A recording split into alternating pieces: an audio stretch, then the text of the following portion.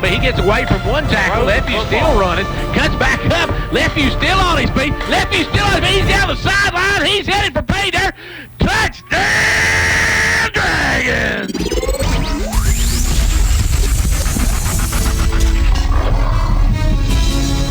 Are you ready? It's time for York Institute Dragon Football on WDEB. We'll send it to Gary Clark right after this. And welcome to York Institute as we are set for our first home game of the 2018 season as we got football action tonight here on the mountain. It's York and Grundy County. Gary Clark with you tonight. Gary Hall on the road tonight. He's in, I think, Ann Arbor, Michigan this week. So Gary is on the road, so I'm here all by myself. And we got football action tonight, and it should be a good one. This is our first region contest of the season as well as these two teams get ready to meet here in just a moment. We'll take a look during our pregame show. We're brought to you by Progressive Savings Bank at the two teams' records. We'll take a look at how they did last year. We'll also take a look at the week that was and the week that is on the Rewind and Preview, brought to you by the good folks at Friday Night Thunder, which is coming up later tonight. But first, let's thank our sponsors for our live broadcast. They are Upper Cumberland Federal Credit Union in Clark Range, State Representative John Mark Wendell, Fitris Farmers Co-op, Hall's Family Pharmacy, First Volunteer Bank, Pizza Hut, Conditioned Heating and Cooling, Methria Pharmacy, Twin Lakes, Casey's Frontier Chevrolet, Jamestown Regional Medical Center, Fentress County Executive Jimmy Johnson, and welcome aboard Southeast Drywall, our newest sponsor on football for the season. So Southeast Drywall, our newest sponsor on football action here on WDEB. And, of course, I want to thank State Senator Kelly Kiesling and State Representative Kelly Kiesling, State Senator Ken Yeager. I'll get it right. We'll get it eventually. And then, of course, our halftime stats being brought to you by Old Ben Franklin Ford. Our player of the game brought to you by Hall's Family Pharmacy. We'll pick that after the game's over. Friday Night Thunder brought to you by the good folks at the Union Bank in Jamestown and Clark Range. We'll be talking with Dennis and the guys a little bit later in the evening. And the Coach Derwin Wright Sports Show brought to you each Monday by the good folks at the Union Bank in Jamestown, Clark Range, and Byrdstown. Don't forget they're having their big Customer Appreciation Day coming up not this Saturday, but next Saturday at the Pickett County branch of the Union Bank, so go ahead and check that out. We're going to take a quick time out for a word from Progressive Savings Bank, our sponsor for our pregame show, and then we'll be back to take a look at these two teams right after this. Cheer this year for all our school teams and activities. Get behind our local schools. Join the parent-teachers group and help improve the quality of education. Sponsor school activities. Go to a ball game, hear a concert, reach higher. Progressive Savings Bank, insured by FDIC. Everything we do, it's true. We do for you. And back here at York Institute, we're getting set for opening ceremonies here in just a moment. York comes in 2-0 on the season. A big win last week over Coalfield, while Grundy County comes in 1-1. Grundy County beat East Hickman to start the season 21-14, and then they lost last week to Ezell Harding 33-14. Of course, York with wins over Cumberland County and also over Coalfield. They have amassed a total of 63 points and have not given up a score yet this season, their defense. So been a defensive gem so far by the Dragons, but it's going to be a tough one here tonight as Coach Tracy Hayworth brings his squad to the Dragon Pit, and he is a new coach down at Grundy County. If you heard me talk with the coach earlier in the week, he talked about that. We're going to take a moment now and get some word in from Friday Night Thunder. We got a rewind, or preview and rewind. First, let's hit the rewind.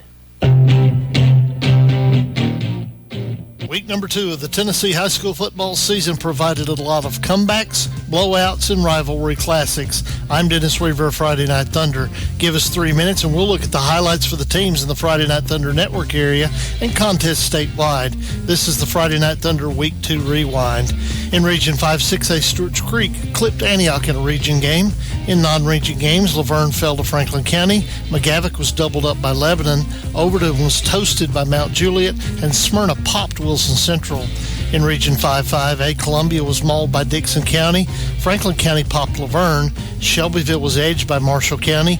Page dumped Nolensville. Summit lost to Independence. White County was dumped by Warren County, and Lincoln County had a bye. In 4-4A, Tullahoma spelled Coffee County. Lawrence County was routed by Giles. Maplewood lost to East Nashville. Nolensville was stunned by Page, and Spring Hill was sacked by Columbia Academy. In 4-3A, Cannon County shut out Jackson County. Smith County was smacked by Gordonsville. Grundy County fell at Ezell. Sequatchie County toppled Marion. Upperman stoned DeKalb, and York blanked Coalfield. In 4-2A, Jackson County was beaten by Cannon County. Cascade was scorched by Joe Burns. Watertown mauled Mount Juliet Christian. East Robertson popped Richland. Trousdale stunned Friendship Christian. And Westmoreland drilled Macon County. In 5-2A, Community fell to Moore County. Eagleville got bit by Cornersville. Forest flattened Fayetteville. Lewis County was rolled up by Camden.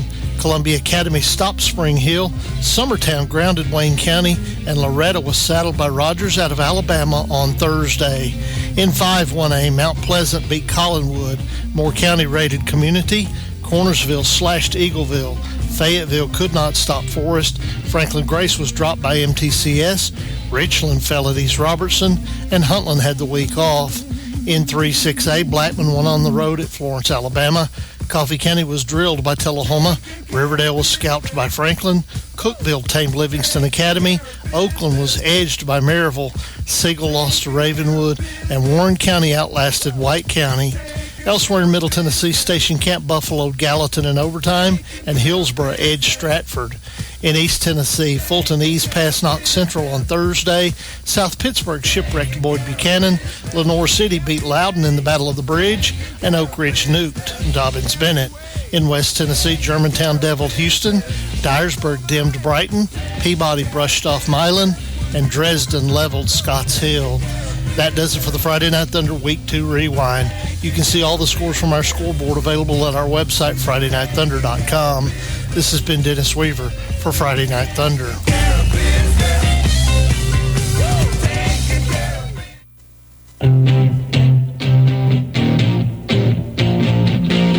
After 2 weeks of mostly non-region action, Tennessee high school football teams open up region play en masse this week as the goal of making the playoffs for every team begins to now be settled on the gridiron.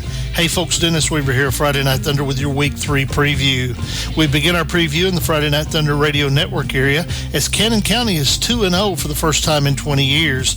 The Lions visit Sequatchie County on Friday night in Region 4-3A, while in Jamestown, York hosts Grundy County. Forest tangles with Eagleville in Chapel Hill. Huntland plays host to Fayetteville. Moore County travels to Cornersville in a battle of unbeatens, and Siegel hosts Riverdale in a battle of winless teams.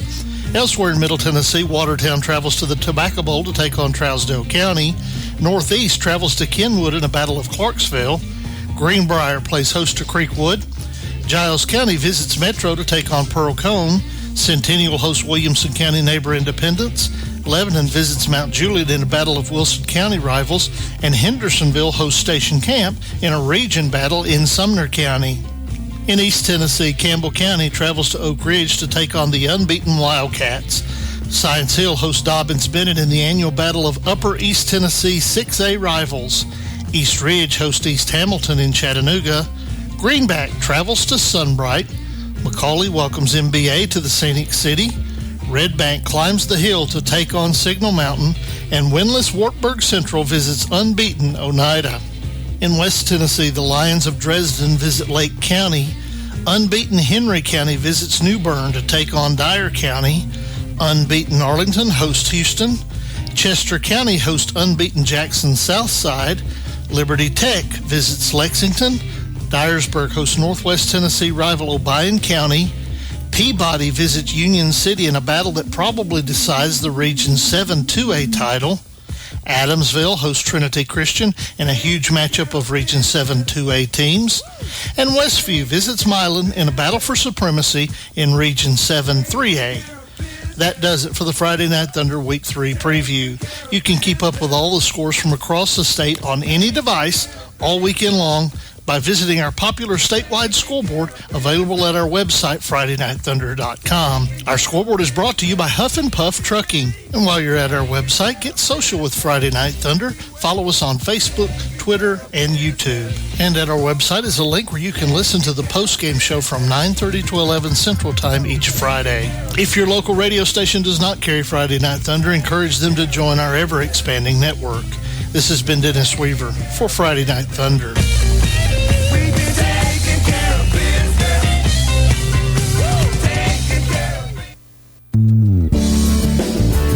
It's football time on the mountain. At Progressive Savings Bank, we know running your small business is a lot like coaching a team.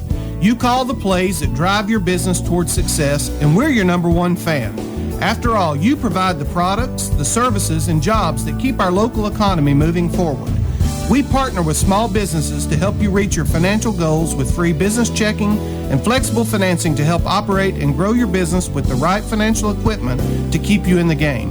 This is Mark Justice wishing our York Dragons a successful football season. We are proud once again to sponsor Dragon First Downs. Progressive Savings Bank, member FDIC, equal housing lender.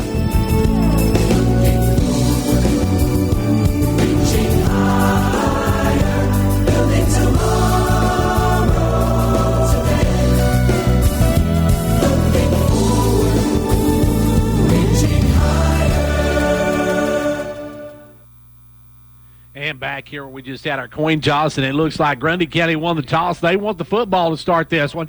Should be an interesting ball game. Of course, new head coach Tracy Hayworth with the Grundy County Yellow Jackets, a former UT player. Actually played in the NFL for a few years, so he is no stranger to football. He knows football. We'll see what he can do against Coach Darwin Ryan's squad.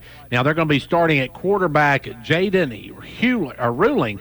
Ruling is not their normal starting quarterback. They normally start Ethan Nunley, but he will not be starting now. They'll go with Ruling, and the way I understand, Ruling's more of a throwing quarterback, so they're looking and they think they can throw the ball against York, and we'll see what they can do here tonight as the Dragons have not given up a point yet this season.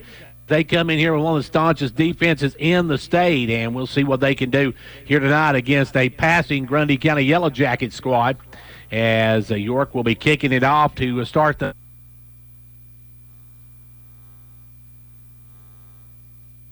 play.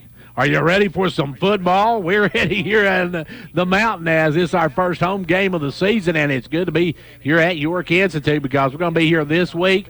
Next week is the off week, and then after that it's 3 road games in a row before we come back here for 4 straight home games. So this is the last one of this break, or actually this month, that we're going to be here at York Institute. So this is for another month before we come back here to York Institute. So that's going to be big as York will be kicking off. It's going to be Johan West to kick it off. Johan will kick it off, and York getting ready. We'll see who Grundy County sends back deep. Grundy County's roster a little bit small, so I'm going to have to sending back deep. It looks like number 27. That is, or make that number 26, I guess. That is Jaden Nance. And number 2, Evan Nunley. The running backs will be back deep. Okay, folks, it's time to line it up, kick it off, and get it on. It's York football as the Dragons take on Grundy County here at York Institute. The Dragons looking for their first region win of the season. The Yellow Jackets looking for their first region win of the season as Johan West will kick it away. And this one's a line driver back to the back man, and he won't come up with it. He'll roll through the end zone. So Johan West puts it through the end zone, and the Yellow Jackets going to start at their own 20-yard line. 1st and 10 for the Yellow Jackets. Good kick by Johan on that one. A line driver went over the head of Nunley, roll into the backfield. They're in through the end zone, and now it's going to be Grundy County's football at the 20-yard line. Coming up under center will be Jaden Ruling. Ruling going to be your starting quarterback tonight. Now, they say he likes to throw the football, and he's automatically getting back in the shotgun. So he's got one man in the backfield, one split out to each side. They'll take the snap, hand it off to the running back up the middle. He's got some running room, gets up over the 30, still on his feet to the 40, breaks the tackle, still on his feet, all the way down to York's 40-yard line. What a run to to start the ball game by Evan Nunley. Nunley got through that first line and then was hard to bring down as he got hit a couple of times before he was finally wrestled down at the 40-yard line. And the Yellow Jackets are in Dragon territory and in business to start this ball game as they just kick off with about a 60-yard run. So a good run by the Yellow. I make that 40-yard run as they get it to the 40-yard line. It's going to be 1st and 10 now for the Yellow Jackets. York need to solid that up. That was a good run there by Nunley. Now back in the shotgun goes Ruling. Ruling with one man in the backfield, Nunley. He's going to fake it to hand it off to Nunley. This time Nunley going to get ridden down like a borrowed mule on that one as York coming up, and Cole Cooper dropped him immediately, maybe even lost a little bit of yardage. Now they're going to say he's right at the 40, so he got about a half a length of football out on that one. So 2nd now and long for the Yellow Jackets.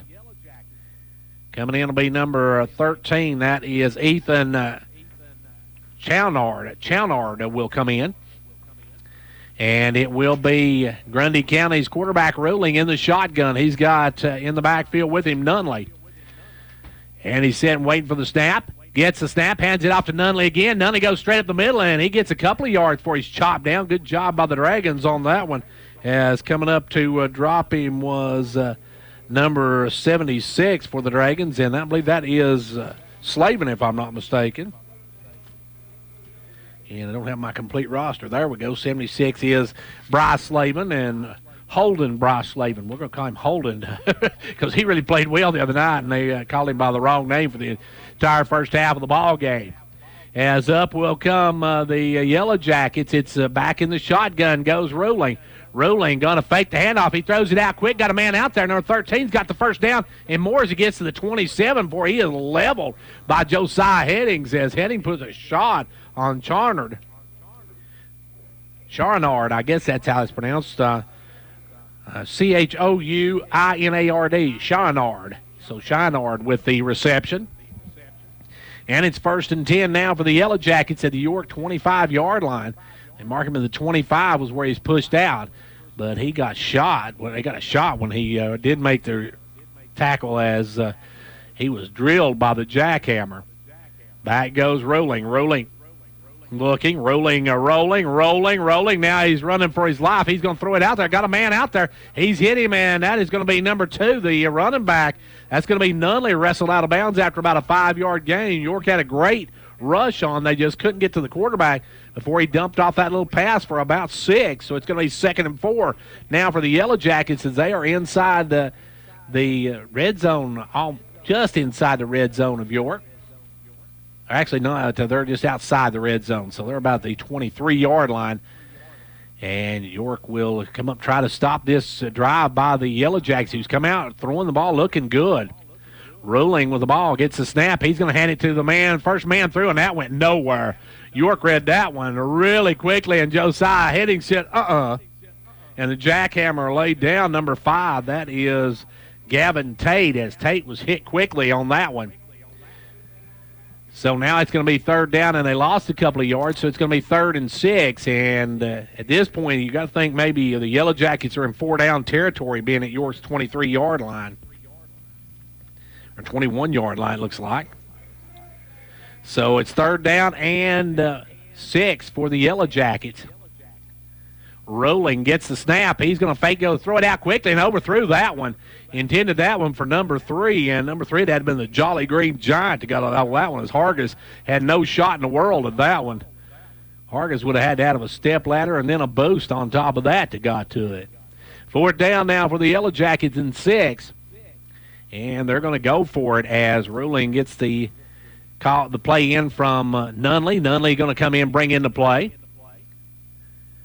Nunley, a good receiver out of the backfield. Watch out for that little quick screen to Nunley. And now it's 4th and 6 for the Yellow Jackets. Ruling back in the shotgun, 3 wide to the left, 1 to the right. They're looking to the left. They throw across the middle. It's batted down. Good job by the Dragons. Josiah Heading got a paw on it. And the Dragons get it on downs as the Dragons stall the Yellow Jackets. And York will have their first possession at their own 20, about their own 20-yard line. So it's going to be just pretty much the same distance that the Yellow Jackets had to go on their first possession. So York's going to be setting right at the 20, and it's going to be 1st and 10 for the Dragons. Great play by Headings to get a paw on that one and bat it down, and the Dragons now have it 1st and 10 at their own 20. They'll come up. It's going to be Lefevue under center. Got Headings in the backfield. On the wings, you got Miller, and now Miller in motion. They're going to hand it off up the middle, and Lefevue going to take it and keep it himself, and he loses the football. He fumbles it, and it's picked up by the Yellow Jackets. They're going to take it to the house and score. Touchdown, Yellow Jackets. York coughs it up, and they take the fumble in for the touchdown.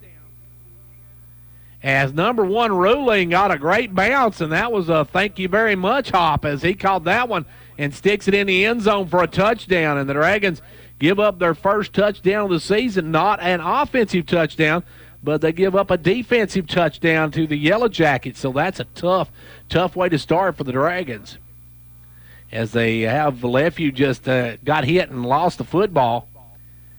And it was open field for number 1 Ruling. I mean, I could have took that one in. I'm old and fat, folks.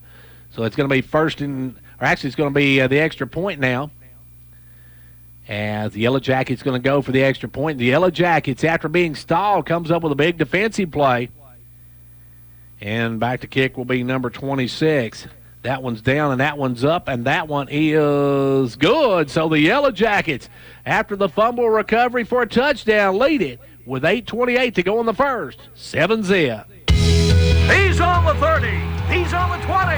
He's on the 10. It's a touchdown. There's nothing like football. The lights, the cheers of the crowd, and getting a chance to see our local athletes and kids give it all they've got. Come to a game. Support our local schools. Upper Cumberland Federal Credit Union, a better way to bank. Federally insured by NCUA. Online at ucfcu.org.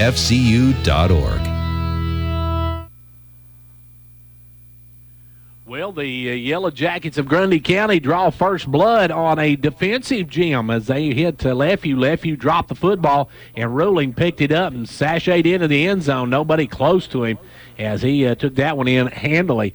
And it's quickly a 7-0 Grundy County lead, and you are going to get their second possession. Dropping back deep is Lathan Drake and also Thomas Miller.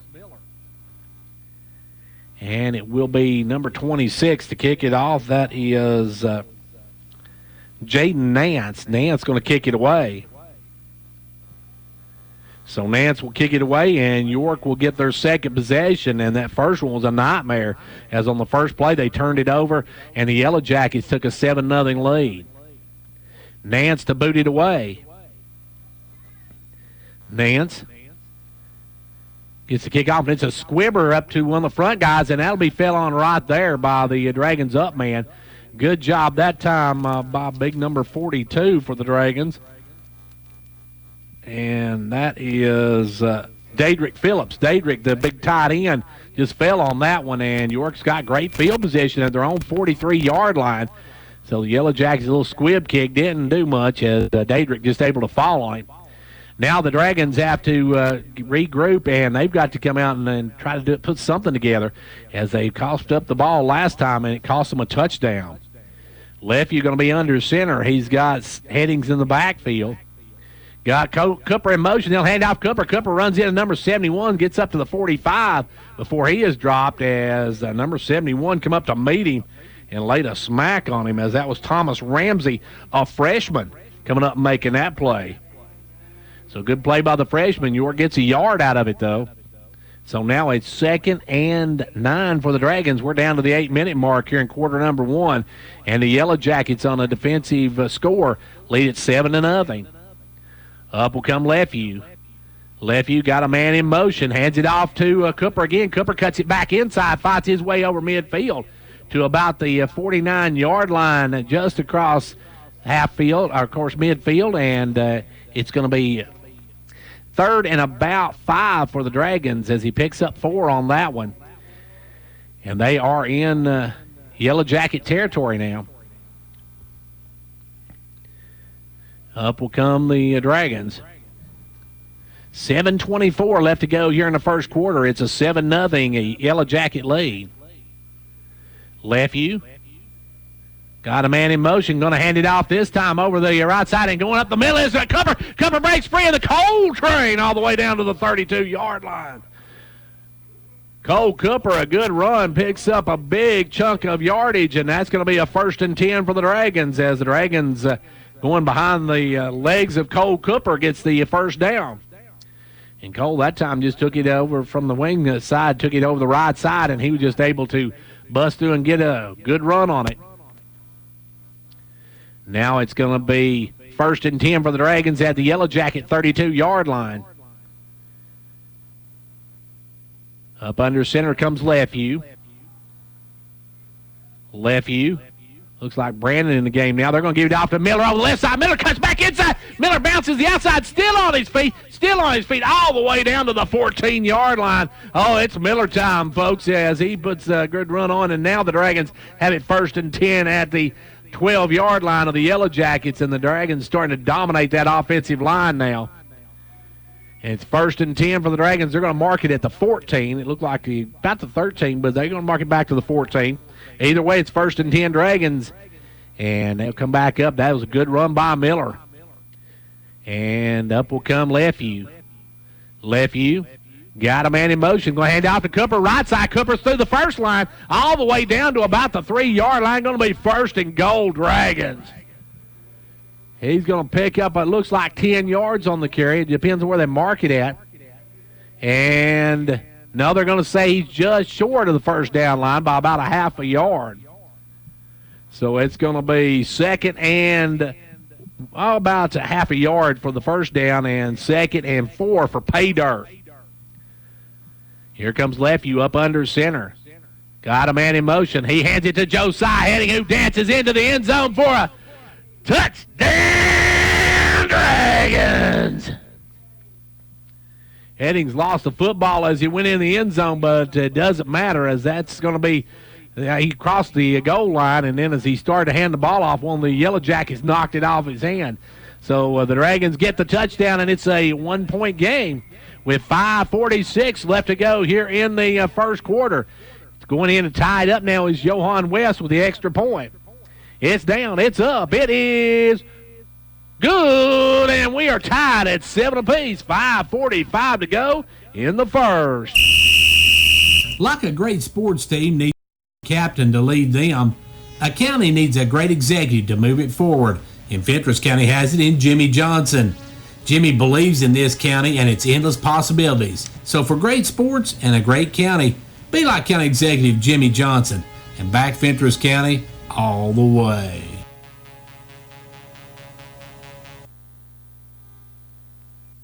Well, the York Dragons march right down the field 80 yards and stick it home for the big touchdown, and the Dragons go up now, or actually tied up at 7 apiece. York now will kick it off. Johan West will kick it away. Back is Nunley, and also back on the far side looks like maybe number 21, Chase Nance. On the far side, I believe that's number 21, as best I can tell from this distance. Johan West going to kick it away. He put the last one through the end zone, so we'll see if he can do it again here. Nunley going to step back a couple of yards this time and try to make a field on it. As West going to kick it away. Here we go. York and Grundy County tied at 7 apiece, and West going to put it, and this was going to be a little bit shorter. Going to take a hop right at the feet of Nunley. He comes up with it. Good job fielding. Tries to break outside, and he's wrestled down right at the 22-yard line.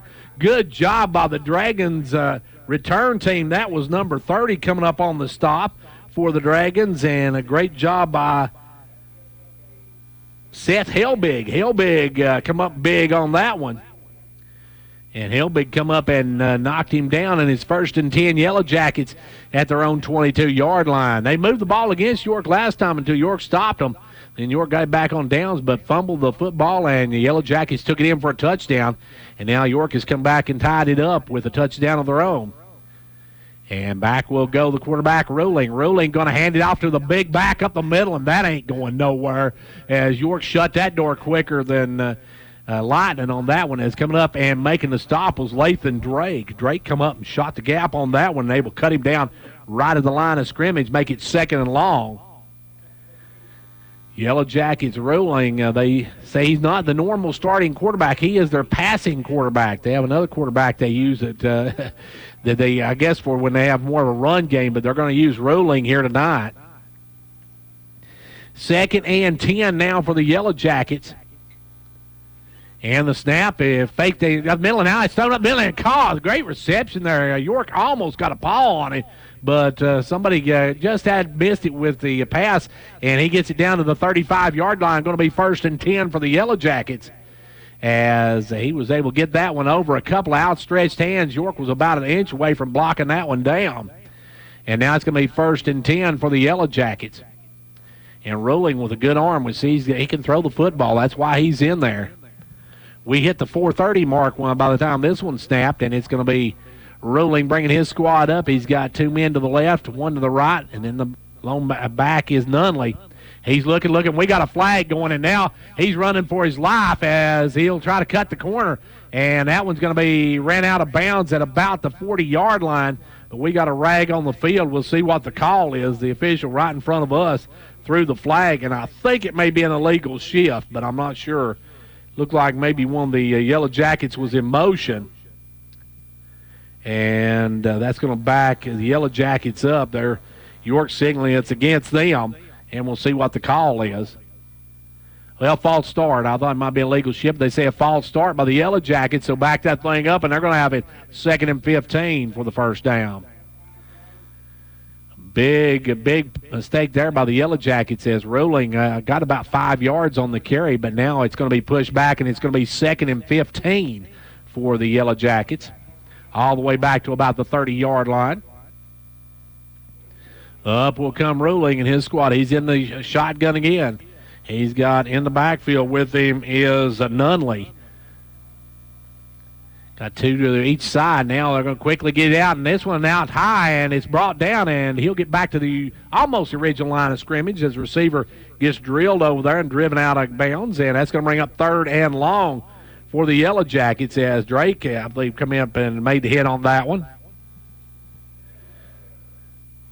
And now back into the ball game will come number 38 for the Dragons. And let's see if I can find the 38 on my roster here. That is Whale, C.J. Whale. Or Wolf, I should say. Don't make that Wall. I'm going to have to get me some glasses. And they're going to print this stuff bigger. Get me some glasses. One, folks. Is back will go the Yellow Jackets. Ruling going to fake the handoff. Gets a quick throw out and makes the first man miss. But he's not going to get anywhere close to the first down. He's going to be about 5 yards short. That was a good pass, but York with good defense as 24 tried to do a little shake and bake, but couldn't do it. And Hackworth was brought down, and it's going to be 4th and 5 from their own 40-yard line. And we'll see what the Yellow Jackets decide to do here. Most likely punt, as this is one of those situations with a 4th and 5 at this point. You could really do some damage if you didn't make the first down. So they'll send a man back to kick it away. That's going to be big number 64, I believe, to kick it away. That is Travis Parson. Parson back at about his 29-yard line.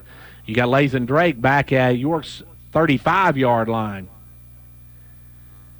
Parson to punt it away. Gets the snap.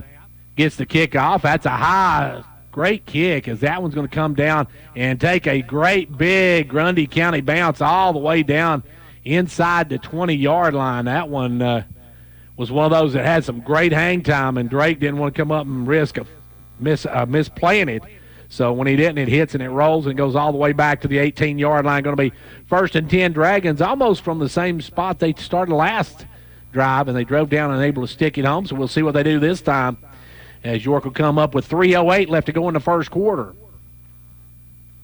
In a 7-7 ball game, York's offense gave up one touchdown as Lefevue fumbled the football, and it was carried in for the touchdown. And it'll be York with the football and got 1st and 10 at their own 18-yard line. Got a man in motion. It'll be handed off up the middle to Josiah. He's broke through. He's got open field ahead of him. He's got one man blocking, and Josiah's going to take it to the house for an 82-yard touchdown, Dragons. 82 yards by the jackhammer, folks, and that's just shows you how fast the jackhammer runs, as he just absolutely broke through that first line and outrun everybody was close to him, and he's into the end zone for a touchdown. And it's going to be York going for the extra point now. They lead it 13-7.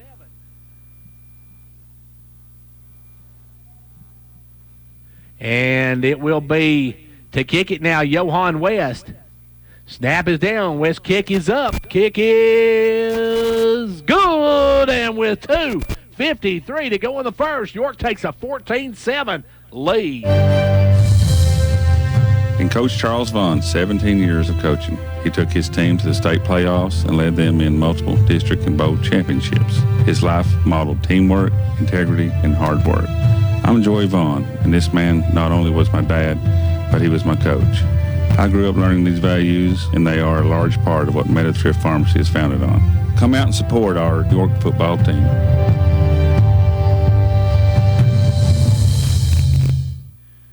Josiah Headings an 82-yard run, and the Dragons take a 14-7 lead with just under 3 minutes to go. Headings running faster than a NBC intern in a blue dress running up there, folks. He was once he got past that first line, nobody was going to catch him, man. For a big guy, he was putting on some motor out there, as now York takes a touchdown advantage over the Yellow Jackets, and Johan West will kick it away to Nunley and Nance back deep.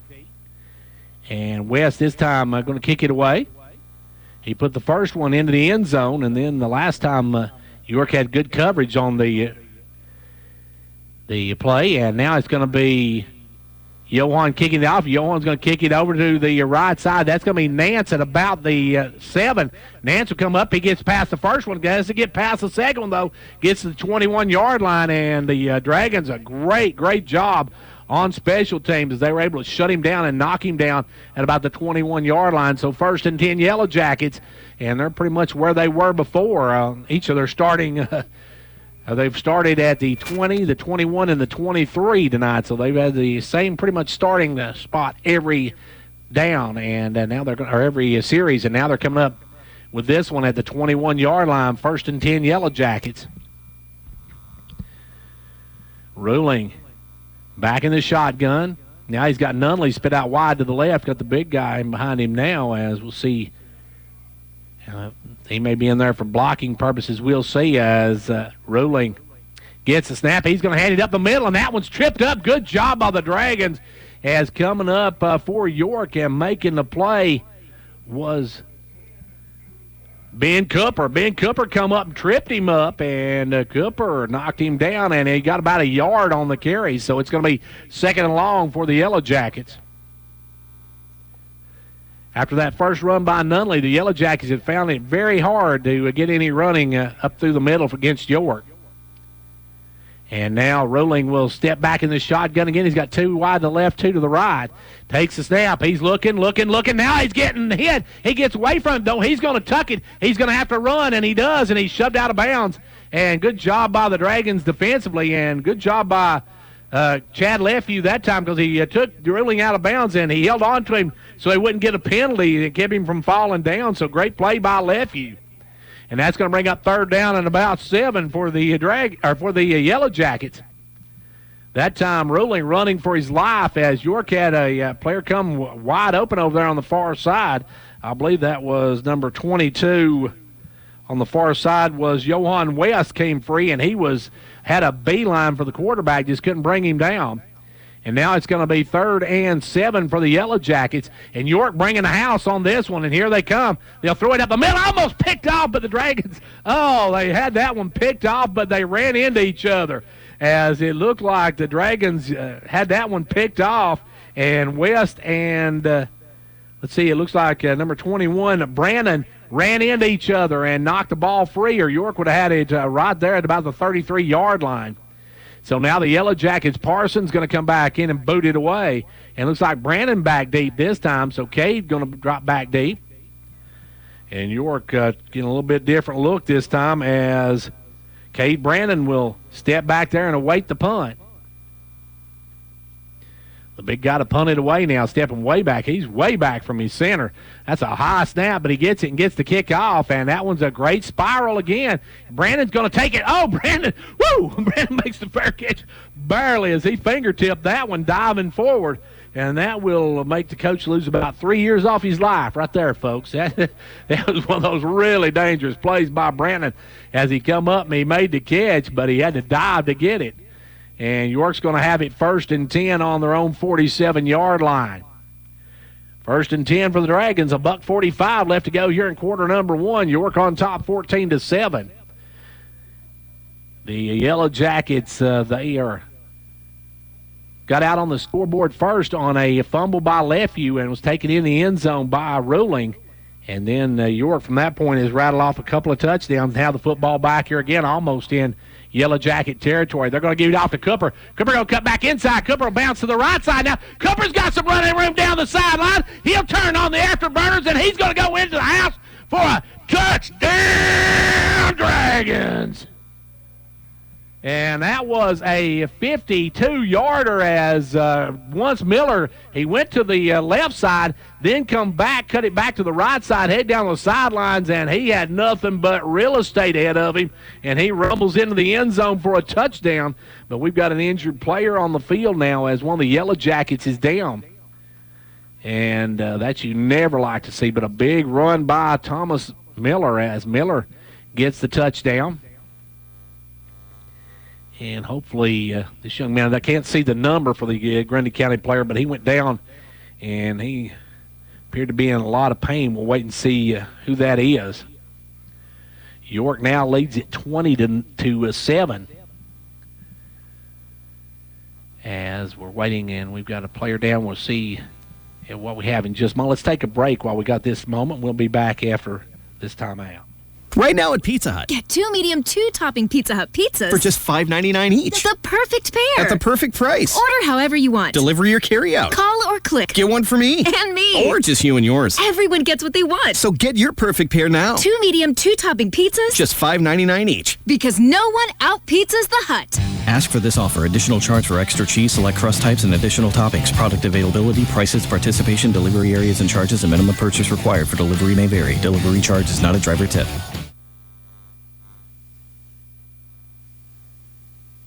Well, they're helping number 71, Thomas Ramsey, off the field as Ramsey looks like they were working on that knee. That does not look good, folks, for him, man. We hate to see that on any player, but they're helping him off the field right now as York's going to go for the extra point. And York will attempt the extra point. It'll be Johan West to kick it. Johan is 2 of 2 on the night, looking for 3 of 3 to give York a 21-7 lead. Snap is down. The kick is up. The kick is right down the middle, and York takes a 21-7 lead with $1:32 left to go here in the Fur. The kids are back in school, and the weather's turning cooler, and that can only mean one thing. Flu season will start soon. This year, Hall Family Pharmacy wants to help you fight the flu. Getting a flu shot means that you are 60% less likely to get the flu virus. This year at Hall Family Pharmacy, we are excited to make a $1 donation to the local children's shopping spree for each flu shot we give. So don't let the flu knock you out, and come by Hall Family Pharmacy for your annual flu shot. You won't be the only one glad you did. And the York Dragons now lead at 21-7 after a couple of big touchdown runs, one by Josiah Heading and then one by Thomas Miller. And the Dragons go up now. They lead it 21-7, and we still got 92 seconds left to go here in the first quarter of play as West gets set to kick it off. Nunley and Nance back deep for the Yellow Jackets. Here comes West. West with the kick, and it is a line drive back to Nunley at about the 6-yard line. Nunley on the run. Quicks hits middle and gets away from one, but then he's brought down at about the 27-yard line. So it's going to be 1st and 10 Yellow Jackets from the 27-yard line. Their own 27. And Johan West really doing a great job kicking the football. He's been drilling it down there deep in within the 10-yard line for the Dragons, and that's put the Yellow Jackets in a hole each time, and now they've got it at their own 27-yard line. 1st and 10 for the Yellow Jackets. As up will come Ruling. Ruling with number 5 in the backfield with him now. That is Tate, Gavin Tate, back there as Nunley splits out wide to the left. The quick snap, the throw out to number 16, the quick out, and that one's going to be good for about 7 yards or so. And good reception there by Nathan Caulfield. Caulfield was the receiver, and Caulfield just stepped out there in that quick out, and he got behind his blockers, picked up about, they're going to say right at about 6 yards. But wait a minute, we got a rag on the play. We'll see what that is. And it's false start by the Yellow Jackets. So that's a couple of plays the Yellow Jackets have just loaded the gun and shot their big toes off, folks. They have really hurt themselves with those 2 penalties. So now it's going to be 1st and 15 for the Yellow Jackets. Yellow Jackets had a shot to get a first down with a 2nd and 3, but now have it 1st and 15 after that false start. And we'll see what the Yellow Jackets do now, as Ruling will bring his team up with 65 seconds left to go here in the quarter. Back in the shotgun will go Ruling. Ruling gets the snap. Looking, throws it out. Got a man out there. Number 2 Nunley gets away from 1, gets away from 2. Still on his feet, gets back to where they originally got on the first play of the series as they get back to the 35-yard line. Ruling just tough to bring down. I think Landrick left you with the hit to bring him down, and now, oh no, we got another penalty against the Yellow Jackets. That's an illegal shift, I believe. And so now the Yellow Jackets backing up like the French Army, folks. They're in full reverse, as that's going to back them all the way up to about the 17-yard line. Going to make it 1st and about Pine Haven for the first down. As the Yellow Jackets will come up. 45 seconds left to go in this quarter, and the Yellow Jackets get big plays and they get big penalties to bring it back. So an illegal shift. And that's what we thought they'd call on the first one, but that is what they called on this one. And now it's going to be 1st and about 20 for the first down. Up will come the Yellow Jackets. It'll be Ruling in the shotgun. Ruling takes the snap, hands it off to the man up the middle, and he's going to get some runs still on his feet. That's number 5, Tate. Tate's still running. He's headed down the sideline. He's going to be caught by number 16, and we're going to have a block in the back by Ruling. And the Yellow Jackets get a big play, but they're going to get part of it back as Ruling blocked the man in the back here right about the 41-yard line. So Yellow Jackets, then we got a flag on the other side of the field too. So 2 flags on the play after a big run by Tate. Tate had a great big run on that one. He had actually about, let's see, is inside the 20, got up. Okay, got a personal foul against the Yellow Jackets. And the Yellow Jackets with yet another penalty. And that's going to back them up 15 yards from where that occurred. And that occurred right at the 42 of York. So that's going to push them all the way back into their own territory. And they will have a first down, but there was helmet-to-helmet contact by the Yellow Jackets. We've got 6.8 seconds left to go in the quarter. That was a good run by Tate. It got him the first down. He got him about 30 yards, even with the penalty, but they were in Dragon territory. Now they're all the way back in their own territory at the 43-yard line. 1st and 10 for the Yellow Jackets, and that's going to be the end of the first quarter. We're through one of them. At the end of one, it's York 21, Grundy County 7. With Twin Lakes Future-Proof Fiber Network, experience the gig difference. With up to 1,000 megabits per second, everything's different. Connect as many devices as you'd like and stream videos without buffering. Music and photos fly, gaming gets real, and nobody's left hanging. That's the gig difference with Twin Lakes. Call or visit us online at twinlakes.net to get your gig today. Some restrictions apply. Speeds not available in all areas. Buying a new car should not feel like a scavenger hunt. First, you go from one dealership to look around. I don't know. Next, you go to another dealership clear across town for a test drive.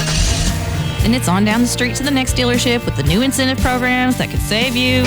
And then it's back to the first dealership again. Hold it, there is a better way. Yay! At Casey's Frontier Chevrolet, you will find an incredible selection of cars, trucks, and SUVs to fit you and your budget. Casey's offers easy, no-hassle financing, and bad credit is no problem. If you have a credit score above 450 and $1,800 a month of provable monthly income, you are pre-qualified for a new Chevy starting at $259 a month. It's all in one place, all for you. So instead of spending your time and gas driving all over the place, come to one location where you can find it all. Casey's Chevy is just 12 miles north of Cookeville on Highway 111, or browse the huge selection at kcchevy.com. That's kcchevy.com, the dealership in the cow pasture. Stock number SP7285. Financing with approved credit. Some exclusions apply. See dealer for details.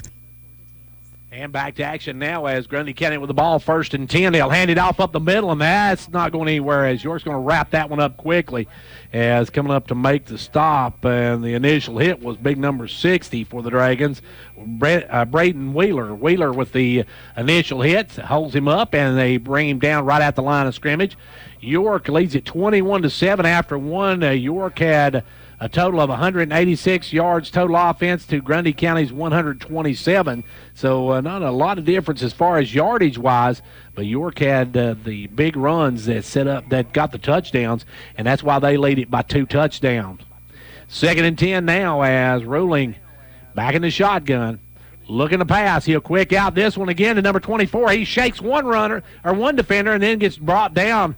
Coming up making the play was Wheeler again. Good job by Braden Wheeler, as the first man missed, but the second man didn't, and he got right back to the line of scrimmage. So 2 plays that actually lost a yard, so that's tough on your passing statistics when you throw one for a -1 yard.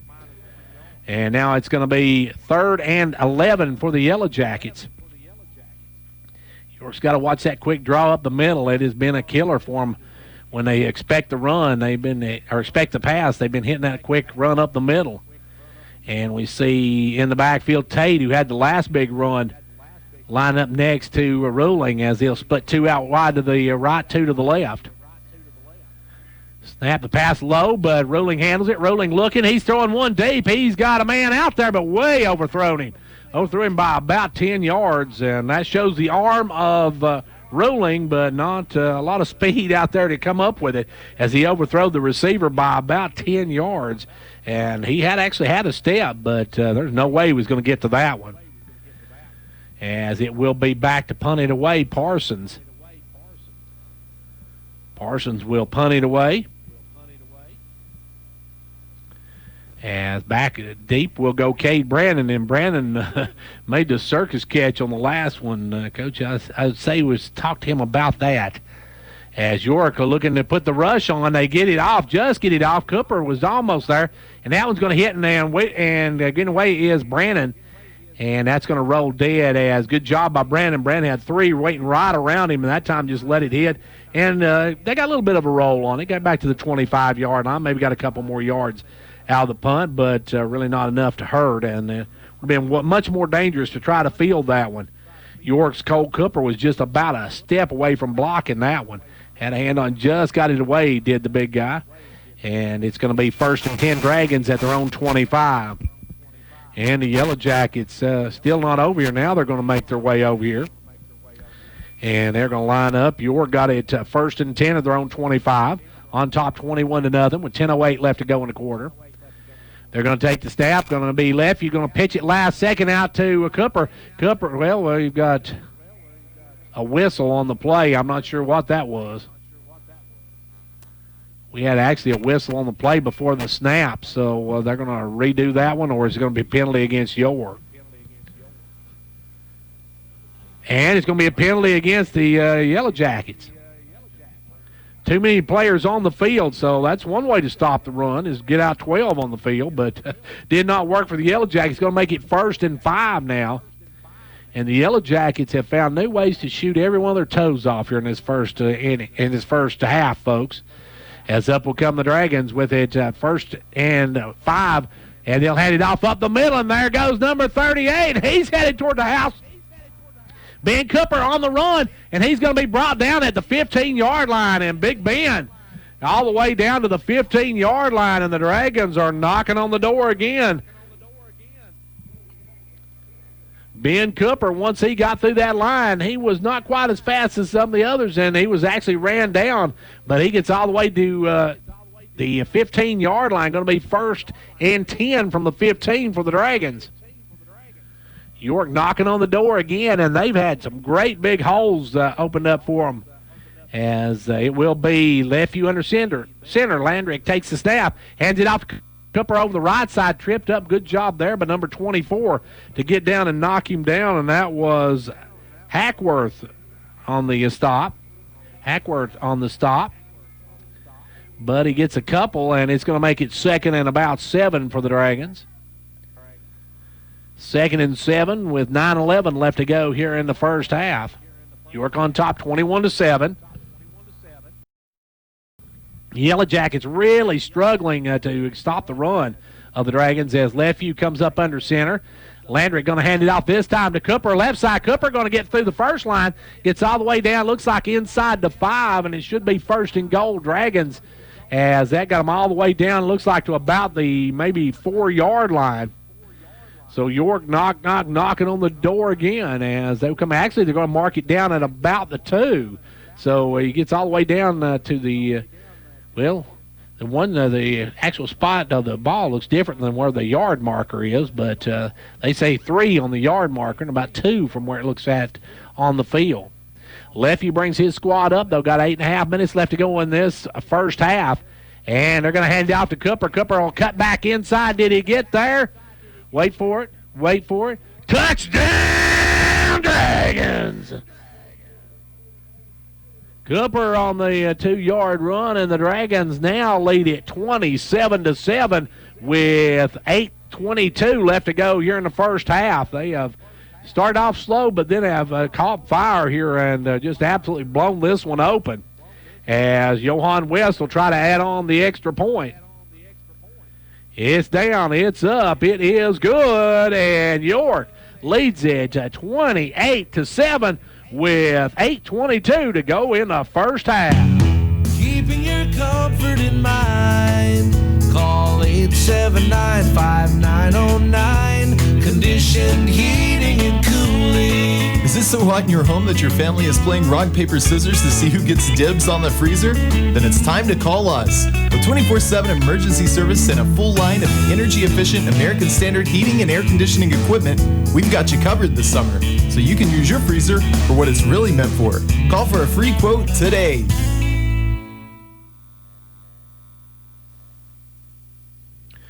Well, the York Dragons now lead it 28-7. York with 28 unanswered points since the Yellow Jackets got that fumble and took it in for the first touchdown of the game. And really their offense has had some big moments, but it seems like every time they have a big moment, they get a penalty and get pushed back. So the Dragons getting some benefit from that. A lot of penalties against the Yellow Jackets as it was 2 steps forward, 3 steps back for the Yellow Jackets in this first half. And Johan West will kick it away. York leading it 28-7, 8:22 left to go here in the first half. And we have got a lot of points put up on the board so far.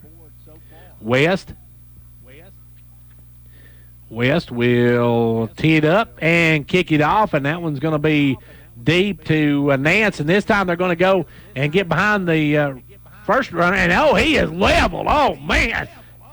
And York's number 25 put a smackdown on him there as that was number 25, Zach Gibson, come up and absolutely leveled the return guy. And that if I'm the return guy, I'm going to remember that next time. And I'm going to go anywhere Zach Gibson is because Gibson just lowered the helmet and laid the wood to him. 8:14 left to go here in the first half. York on top 28-7. And the Yellow Jackets had 1st and 10 right about their 20-yard line. They have started almost every drive between the 20 and 30-yard line as York's kickoff team has done an outstanding job tonight on return coverage. Ruling in the shotgun. Ruling back there. He's got one man back there with him. Snap. Quick out over to number 24, and he's going to be chased down and brought down at the 22-yard line. Good D by the Dragons as coming up was Miller and West, and they run down number 24. That is on the reception, Nance. or actually that was Coffett on the reception. And he was hit right there and driven down, so not a lot of yardage on that one. Gets him a couple, and that's a lot of running for a lot of nothing as you get a couple of yards out of it. And up will come the Yellow Jackets now with a second and looks like about 8 for the first down. They've got Nunley in the backfield there with Ruling. Watch out for the quick hitter to Nunley. And now they got a man out there. They got a big rush on, and the quarterback trying to get out. He runs into his own man. Now will throw it out, and he's got a man out there for a catch and a first down. A good throw by Ruling. Ruling, in all honesty, should have been down way back there, but he was able to hit his own man, ran into his own man, get around him, and make a great throw on the run. And he picks up about 13. That's why they've got him in as quarterback. He throws the football very well. They have another quarterback, number 4, which is Ethan Nunley. Nunley, the number 4, is their normal starting quarterback, but they're going with a throwing back tonight, and he is doing an outstanding job. That was a nice play there as York able to drive him out of bounds. But now it's 1st and 10 at the 36-yard line of the Yellow Jackets. They'll have it at their own 36. Ruling gets the snap, hands it off up the middle, and Nunley's going none. As they take the Lee off his name, and that's exactly what he got, none, as he was hit as quick as he got the football, and he's coming up limping, and he got a shot, and he's going to limp toward the sideline, and that is really going to hurt the Yellow Jackets if Nunley's out, because he's hopping off over there. His leg is hurting, that left leg. That's going to make it 2nd and 15 now for the Yellow Jackets as they lost a nickel on that one. And the Yellow Jackets just cannot seem to get anything, a steady flow of offense going. They have maybe a big play, and if they don't have a penalty, then the next play they lose yardage. Back goes Ruling. Ruling takes the quick snap, quick out again, and that one's going to be for a couple of yards. And still on his feet. Oh, he's going to get all the way up and about a 11-yard gain. Looked like he was going to be stuck back at the line. And it will be 1st and 10 for the Yellow Jackets. Good job by the Yellow Jackets to get to the 49-yard line. And 1st and 10 for the Yellow Jackets at the 49 of York. 6 minutes, 7 seconds left to go in the first half. And the Yellow Jackets starting to move the football now. York needs to stop here and try to go in halftime leading 28-7 and then get the football to start the second half. Yellow Jackets back. They'll take the snap, hand it. No, it's going to be Ruling on the keeper. Ruling going to roll out, and he's going to be pushed out of bounds about 2 yards short of the line of scrimmage, so he's going to lose a couple of yards. And it's going to be 2nd and at least 11 for the Yellow Jackets. So 2nd and 11 for the Yellow Jackets. 5:44 left to go here in the first half of play. York leading at 28-7. And it's 2nd and long for the Yellow Jackets. And up will come the Yellow Jackets as it will be Ruling back in the shotgun. Ruling gets the snap. Fakes hand out, quick out again, number 4, and that's too high and too hard, and he couldn't get that one and bring it down. So York would have been right there had he been able to get the reception. Going to make it 3rd and 11 now for the Yellow Jackets. Ben Cooper will come back in. Headings out as it's 3rd and long now for the Yellow Jackets. 3rd and 11. And it will be also coming out now coming back in as Headings, and out will come Wheeler as Headings back in there. 3rd and long for the Yellow Jackets. They'll take the snap now. Quick throw up the middle, and he's got a man out there. Great shot down to number 13, and that is Chouinard. I think that's how you pronounce it, Chouinard. Comes down with it for a first down, gets about 11. That was a great throw, perfect timing on that one to Chouinard from Ruling. And with 5:25 to go here in the first half, the Yellow Jackets have moved into Dragon territory at the 41-yard line. 1st and 10 Yellow Jackets. And up come the Yellow Jackets with a 1st and 10 at York's 41. And back in the shotgun. They'll take the snap. Quick out, batted up in the air, and good job by the Dragons. And I believe that was, looked like number 42 for the Dragons may have got a hand on that one. And that will be the Dragons, number 42, Daedric Phillips got a paw on it, batted up in the air. That's going to make it 2nd and 10 now for the Yellow Jackets. And we got a timeout call by York. Timeout on the field with 4:59 left to go in the first half. It's a lead for York of 28-7. Ventures Farmers Co-op, happy to be a proud sponsor of York Dragon football. We wish you a winning season. Every game is a success when you have played your best. Ventures Farmers Co-op, bringing you quality products from feed, seed, and fertilize, to automotive, to animal health and pet products, to gas, diesel, and propane, to clothing and boots for the family and a gift shop. All this and much more at Ventures Farmers Co-op, 1219 Old Highway 127 South, Jamestown. Go Dragons!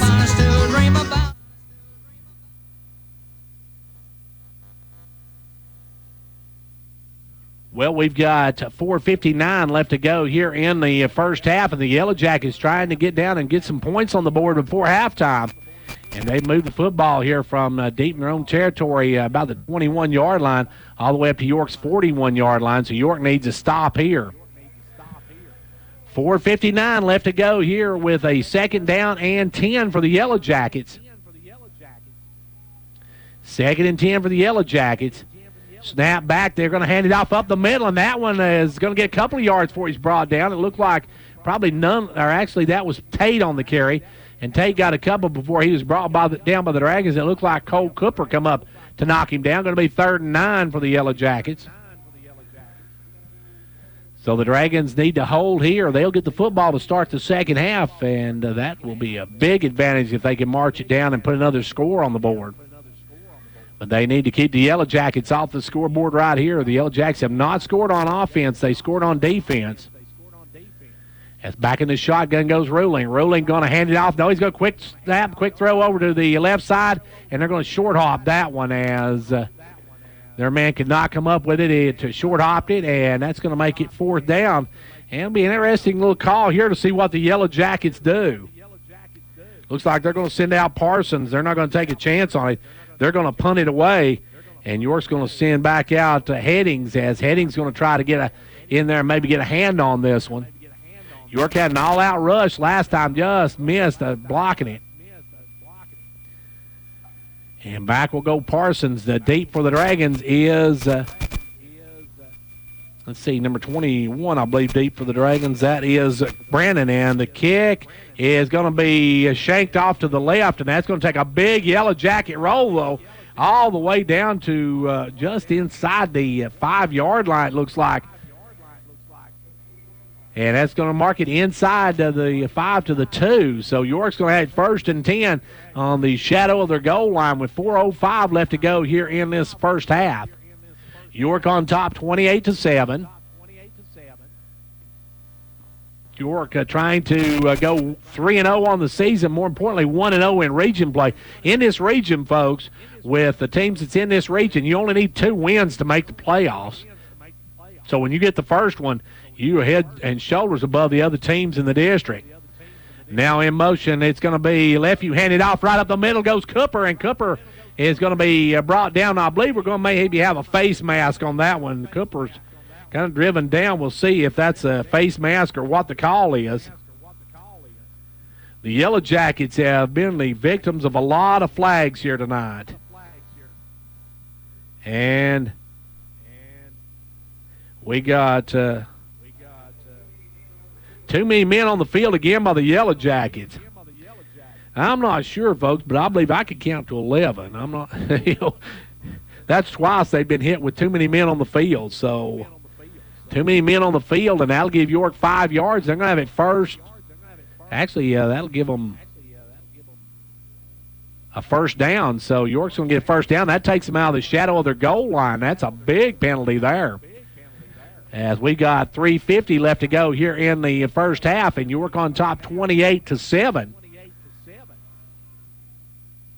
And up will come the Dragons. The Dragons got a 1st and 10 at their own 17-yard line. And it'll be handed off up the middle. That's going to be Cooper. Cole Cooper, that is, gets all the way up to about the 28-yard line. Going to be another first down for the Dragons. York gets about 11 as Cole Cooper gets an 11-yard gain, and they'll have to reset the sticks, and once they do that, they'll start the clock. York got plenty of time to march it down and put some more points on the board and really put the hurts on the Yellow Jackets. Yellow Jackets going to have to try and get a stop here, but York just been able to run at will.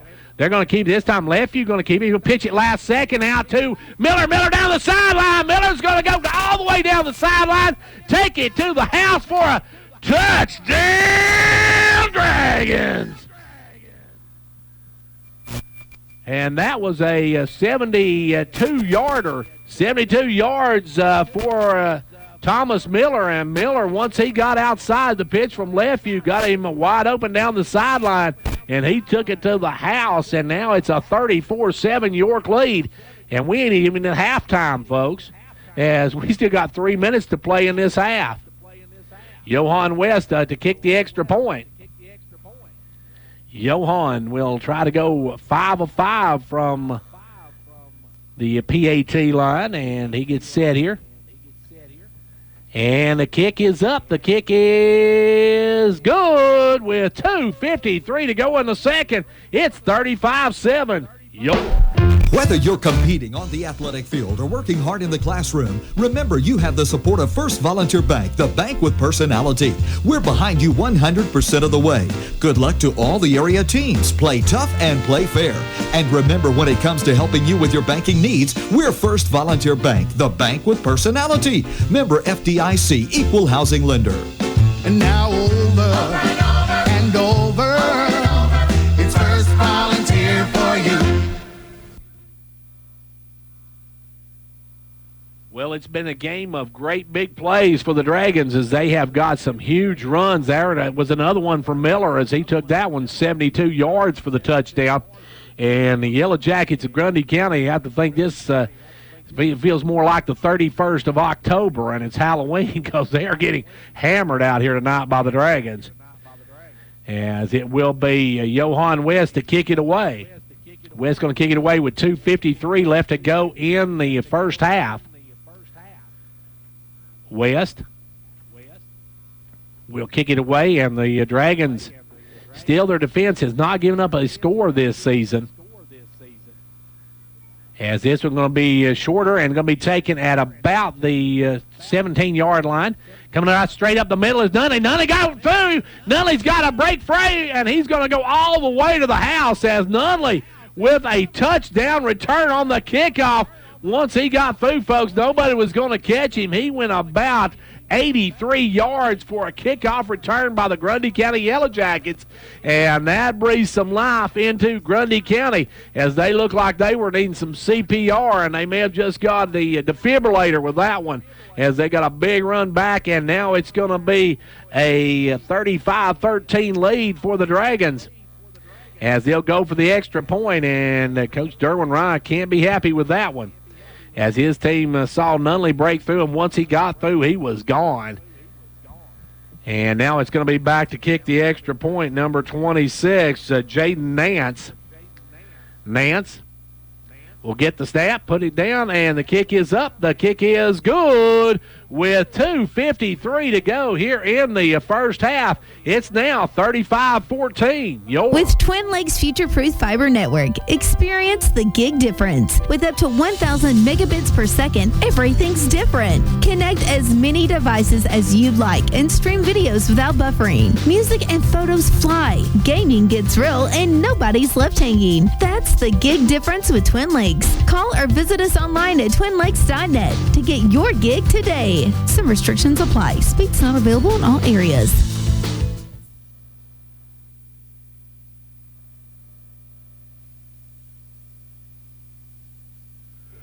Well, the York Dragons have had the big plays all night. Now, they've given up 14 points, but their defense hasn't been scored on. They've lost a fumble that was taken in the end zone for a touchdown, and now they've given up an 83-yard kickoff return to Nunley, and the Yellow Jackets have got some life back in them as they look to be on life support, but now they got revitalized after that big kickoff return, and it's down to a 35-14 ball game.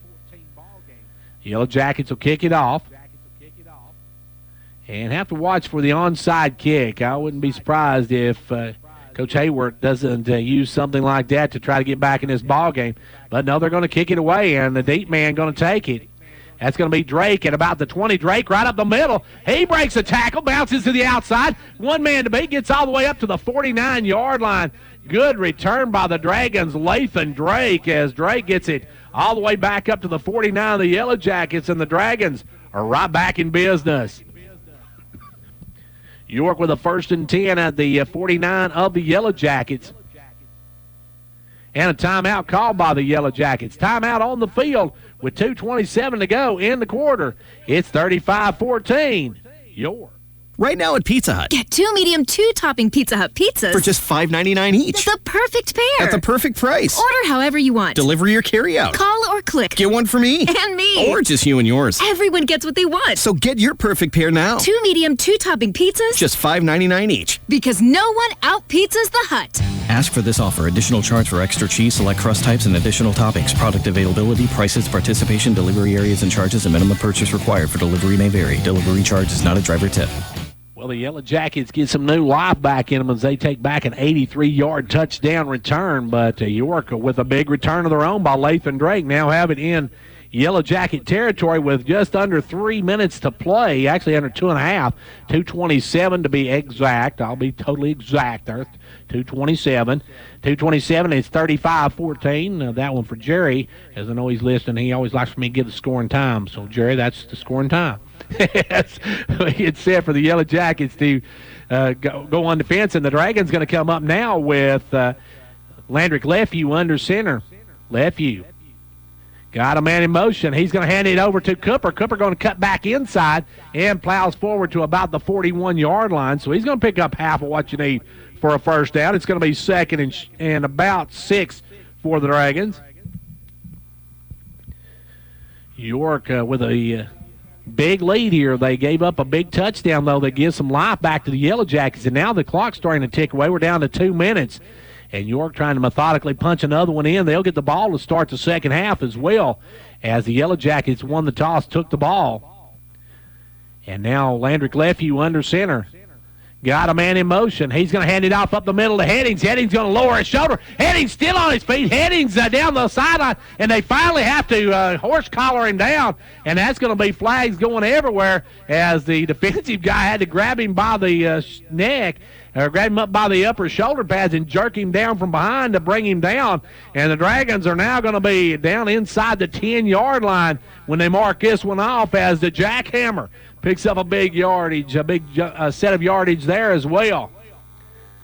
And a personal foul, horse collar, that's going to be another 15 yards, so the Dragons should be knocking on the door here as they'll mark it off. Actually, it'll probably be about half the distance to the goal line. They may mark it all, the whole 15 off. We'll see.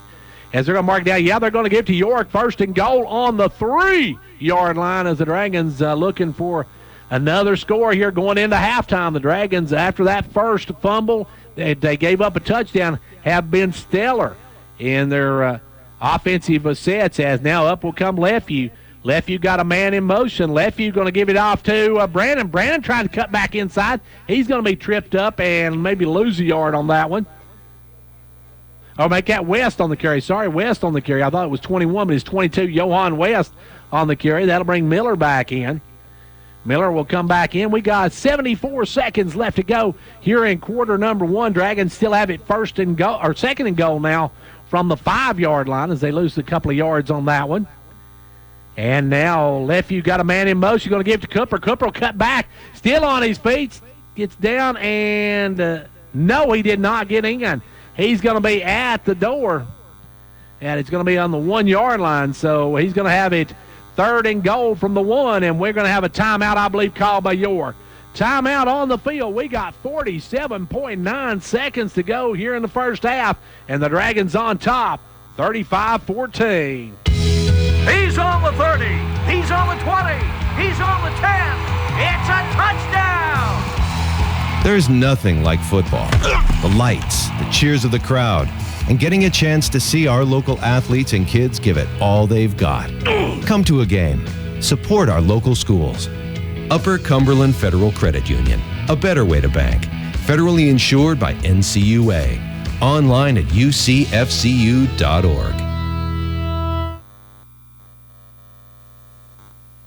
Well, the York Dragons are knocking on the door one more time as they've got it first and goal from, or actually a third and goal from the 1 yard line. The Dragons got 1 yard away from pay dirt, and here comes Big Headings in the backfield. I don't know if I can just give them, let him run over some people.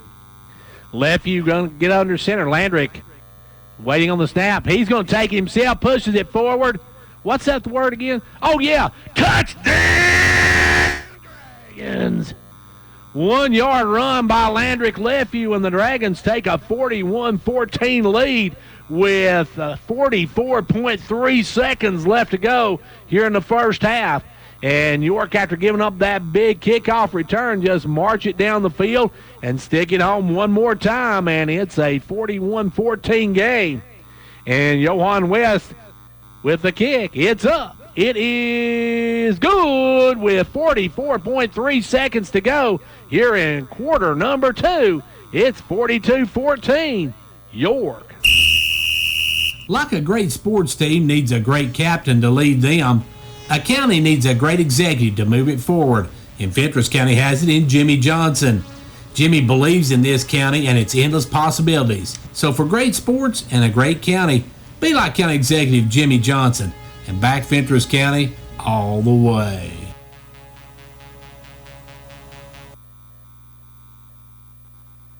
And back here where York now leads it 42-14.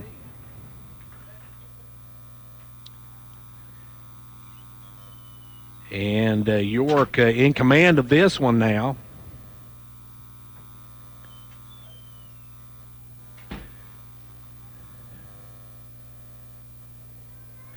And York in command now. It will be West to kick it off. York saw the Yellow Jackets get some much-needed life back into them before they just slapped it out of them as they come back, push it down the field, and score after that big kickoff return by the Yellow Jackets. This one's going to be a low-line driver going to hit, go all the way to about the 2 yard line. They'll bring it up, and this one's not going to be returned as the Dragons do a great job at dropping him back all the way back to about the 17 yard line, it looks like. So it's going to be 1st and 10 for the Yellow Jackets.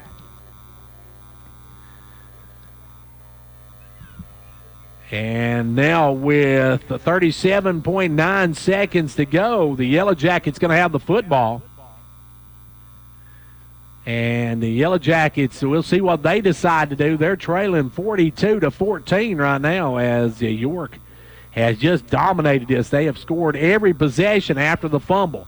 They had the fumble that was taken back for a touchdown, and since then York has scored on every single possession as they've had big runs. And now we got a personal foul against York, so that gives the Yellow Jackets some yardage. That's going to push them out, and that's the first penalty, I believe, on York, and that's a big one. That's 15 yards, going to push it all the way out to about 30 yard line. So it's going to be for the Yellow Jackets now. It's going to be 1st and 10 from their own 30 yard line, and York right now needs to get some pressure on the quarterback. And it looks like they may be set to go in and take this one in at halftime where it is. No, they're going to roll it out. They got a man out there. They're going to throw the football, and that's going to be in the dirt for no good as Josiah Headings was all over Ruling. Josiah Headings looked like Ruling was his prom date there for a minute because he was all over him, dropping him down, and now it's going to bring up a 2nd down and long for the Yellow Jackets at 10. With 32 seconds left to go in this first half of play, and it's a 41-14 ball game. We've got 55 points on the scoreboard already, and it's just halftime. Here come the Yellow Jackets. York on top, 42-14. And the Yellow Jackets back in the shotgun.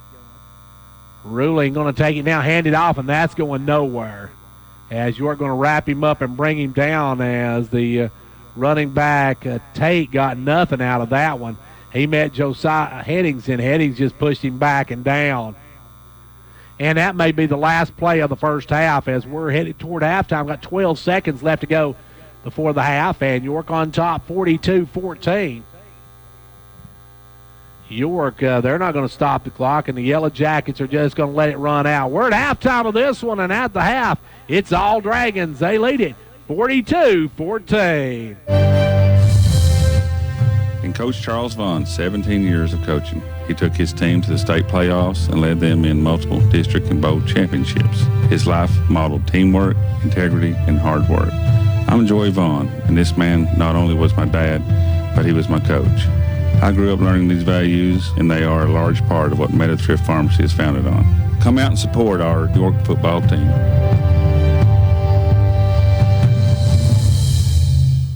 Over 80% of business owners say loyal customers are the keys to a successful business.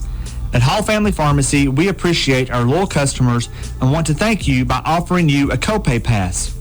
With the Hall Family Pharmacy Customer Loyalty Program, come by the pharmacy and pick up a punch card. Every time you fill a prescription, you will get a punch on the card. When the card is full, bring it in and get your copay pass. It's a simple way for us to say thank you for your business. So stop by Hall Family Pharmacy to get your Customer Loyalty Program punch card today. Keeping your comfort in mind. Call 879-5909. Conditioned heating and cooling. Is this so hot in your home that your family is playing rock, paper, scissors to see who gets dibs on the freezer? Then it's time to call us. With 24/7 emergency service and a full line of energy-efficient American Standard heating and air conditioning equipment, we've got you covered this summer, so you can use your freezer for what it's really meant for. Call for a free quote today. Venters Farmers Co-op, happy to be a proud sponsor of York Dragon football. We wish you a winning season. Every game is a success when you have played your best. Venters Farmers Co-op bringing you quality products from feed, seed, and fertilizer to automotive, to animal health and pet products, to gas, diesel, and propane, to clothing and boots for the family and the gift shop. All this and much more at Venters Farmers Co-op, 1219 Old Highway 127 South, Jamestown. Go Dragons! Buying a new car should not feel like a scavenger hunt. First, you go from one dealership to look around. I don't know. Next, you go to another dealership clear across town for a test drive. Then it's on down the street to the next dealership with the new incentive programs that could save you. And then it's back to the first dealership again. Hold it. There is a better way. Yay! At Casey's Frontier Chevrolet, you will find an incredible selection of cars, trucks, and SUVs to fit you and your budget. Casey's offers easy, no-hassle financing, and bad credit is no problem. If you have a credit score above 450 and $1,800 a month of provable monthly income, you are pre-qualified for a new Chevy starting at $259 a month. It's all in one place, all for you. So instead of spending your time and gas driving all over the place, come to one location where you can find it all. Casey's Chevy is just 12 miles north of Cookeville on Highway 111, or browse the huge selection at kcchevy.com. That's kcchevy.com, the dealership in the cow pasture. Stock number SP7285. Financing with approved credit. Some exclusions apply. See dealer for details. And back here at halftime of this one, and at the half, it's all Dragons in this one, 42-14. York on top of the Grundy County Yellow Jackets as the Dragons saw the Yellow Jackets actually get on the scoreboard first. A fumble by Leffey was taken in by Rolling into the end zone for a touchdown. And then York came back. Josiah Headings, a 4-yard run. The extra point was good. Then with 2:53, Josiah Headings, an 83-yard run, and the extra point was good. It was 14-7. Then Thomas Miller, a 53-yard run. The extra point good, 21-7.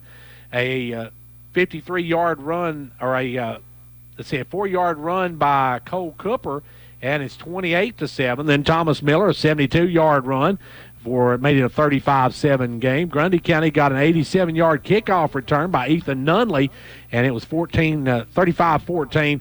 But then Landrick Leffew came back with a 1-yard run, and now it's a 42-14 halftime lead for the Dragons. Taking a look at some stats from this first half.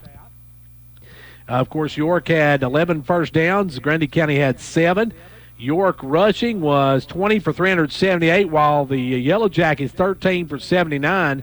Passing yards, York had none in that first half, while the Yellow Jackets had 82. Total offense, Yellow Jackets 31 plays for 161 yards, York 20 for 378 yards. Now, penalties was one of the big things in this first. Grundy County had 7 for 58, York 1 for 15. So Grundy County, whenever they'd have a big play or something, they would actually then have a miscue. They'd get a penalty or something, and that would drive them right back. Individually, for the Yellow Jackets, rushing, Nunley has 42, Tate has 43, and most of those were on a couple of big runs for them. While York has Miller with 152, Headings 114, Cooper 60, and Ben Cooper 54, as every one of York's running backs have more yardage than the leading rusher for Grundy County. Passing ruling is 10 of 18 for 82 yards. And receiving, Jordan Hackworth has 4 for 11. He's 4 for 11. And let's see, Nunley 2 for 27. And their longest was 14 yards, as Parsons has punted a total of 4 times, and he got 139 yards, an average of 34.8. And so York now, with this big lead here at the half, lead it by a score of 41-7. As far as defensively, Landrick Lefew leading the way with 6 unassisted, 2 assisted tackles for a total of 8, while Nathan Colfett for Grundy County has 2 and 1 for 3. So right now it's all York, folks. We're at halftime of this one, and they're having the halftime kick and all that coming up right now. So while we've got a break in the action, we are going to take a timeout. I was hoping to talk with Coach Chad Lefew. He was supposed to come up, and we were supposed to talk about the the Crush, who come away with a big win last night. They are 2-0 in the season. The Dragons are 2-0 as well. So both of them doing very, very well, and we'll see if we can get a word with him. If not, we will talk to him this week on the Crush Review, which can be heard each Wednesday at 3:30. Now, of course, the Dragon, the Coach Derwin Ryan Sports Show, heard each Monday at 6 p.m. Don't know if we'll have one this week because of the holiday, but we will see. And now the extra point is up, and our guy just kicked it through. He just got $200. I don't know who it was that did it, but he hit the first one easily, and then he went for double your money at the 20-yard line, and he could have kicked a 40-yarder, I believe. He got a good boot on that one, and he picks up $200. So congratulations to our halftime kick guy. He just drilled it. And we are going to take a timeout, though, now, and we are going to take a little break, and then we'll be back in just a few moments for the second half of football. But after we tell you, York leads it here at the half, 42-14. And we're set now to have our second half of football action. If you just tuned in, folks, we had a York score fest during that first half. York took the first possession, actually fumbled it, and ruling from Grundy County took it in and scored on a fumble return, about a 17-yarder. And then from that point, it was all York because they scored on every possession they had and have just racked up the points and lead it 42-14 here at the half. Grundy County has yet to score an offensive touchdown. They have a defensive touchdown, and they have a special teams touchdown, and that's it. York's been able to shut them down on other than that. So York's defense has not given up a point in the last 10 quarters. And that is very impressive, folks, as York a definite defensive gem again, but they have given up a couple of touchdowns. One, as we said, on a fumble recovery that was taken into the end zone, and then a kickoff return that was taken home for the Yellow Jackets, and then York come right back after that, though, and scored and pushes out to a 42-14 lead. It'll be the Yellow Jackets to kick it off. Going to kick it away is number 26. That's Jaden Nance. Jaden Nance will kick it off. Nance will kick it off, and back deep for York is Lathan Drake. He had a good return, the last one on the kickoff, so we'll see what he does here. And they'll kick it away here. Watch out for maybe some trick play here, maybe an onside kick or something start this second half, because the Yellow Jackets got nothing really to lose at this point. But they're going to kick it away, and that's going to be a line drive that's going to go all the way down to about the 10-yard line, and Drake's going to fall on it right there as Drake lost his footing and then tried to get up, but couldn't get up and had to just lay on it, and York's going to have it deep in their own territory to start quarter number 3. York with quarter number 3 just getting underway, going to have it 1st and 10. And we'll see where they spot it at. Looks like it's going to be at about the 9-yard line, it looks like. So York's going to have 1st and 10 at their own 9. Deep in Dragon territory. No, actually, it's going to be 1st and 10 at their own 5. So that one will really back deep now for the Dragons. As York will come up, left you under center. Landrick. Ready, gets the man in motion, hands it off to the back man through. And that is Miller. And Miller's going to push it all the way up to the 20-yard line. And still not down, but they're going to say he was down to the 20. Actually, he rolled over on a player and never did touch the ground, so he kept going. But the official said he was down at the 20, so that's going to be 1st and 10 for the Dragons as he gets 15. York 1st and 10 for the Dragons as they continue to march the football. As we just started the second half, and it's a 42-14 York lead if you just tuned in. York looking dominating in this one. And it's like Cooper in the backfield now for the Dragons as they got a man in motion. They're going to hand it to Cooper. That's Cole Cooper. Pushes forward all the way up over the 30 to about the 31-yard line. He's going to be very close to another first down, a little bit short. Going to make it 2nd and about 1 for the Dragons as they've just been able to run through this Yellow Jacket squad. And so now it's going to be 2nd and 1 for York. York's got it 2nd and 1. And it'll be Lefevue under center. Lefevue going to fake the handoff. He's going to keep it himself. Lefevue on the left side. He's got some running room. He's through the first line. He's headed down the sideline. Can he beat everybody to the end zone? He's to the 10, and he gets knocked down at the 5-yard line. Called there at the last moment by the Yellow Jackets. And Lefevue, he got that first man to miss, and then he had some wide open territory before looked like number 4, I believe, Ethan Nunley finally ran him down. But the Dragons going to have it 1st and 10 or 1st and goal, I should say, at about the 5-yard line. So York knocking on the door again. And York just been totally impressive tonight, and they're going to mark him. I guess they're going to say right about the 5 or 6-yard line, so it's going to be on the 6-yard line. So 1st and goal from the 6. Cooper in the backfield. Under center goes Lefevue. Lefevue got a man in motion. Going to give to Cooper right straight up the middle. Cooper going to bang ahead. And he's going to be just short of the goal line, right at the goal line. Cooper couldn't have been no closer. Ben Cooper just banging straight ahead, getting a big yardage. And the Dragons have got a big commanding lead in this when they punch it in here. And they're going to be up 49-14. And you know what that means? Mercy rule. And he'll be up by 35, so they're looking for it here. York. Under center goes Lefevue, and Lefevue straight ahead for a touchdown, Dragons. Lefevue on the quarterback keeper gets his 2nd TD, and the Dragons go up 48-14. That makes it a 34-point game. If they hit this extra point, folks, we're into the mercy rule, and that means a nonstop clock. So we'll see what York does here. Johan West, perfect on the 9.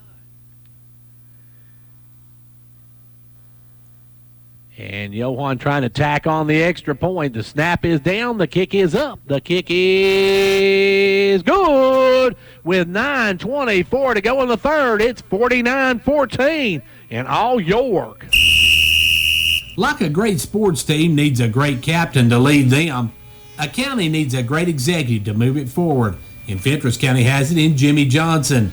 Jimmy believes in this county and its endless possibilities. So for great sports and a great county, be like County Executive Jimmy Johnson and back Fentress County all the way.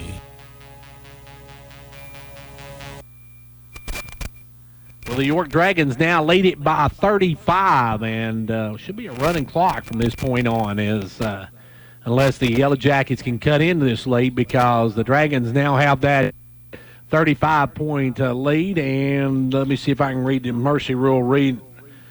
Let's see.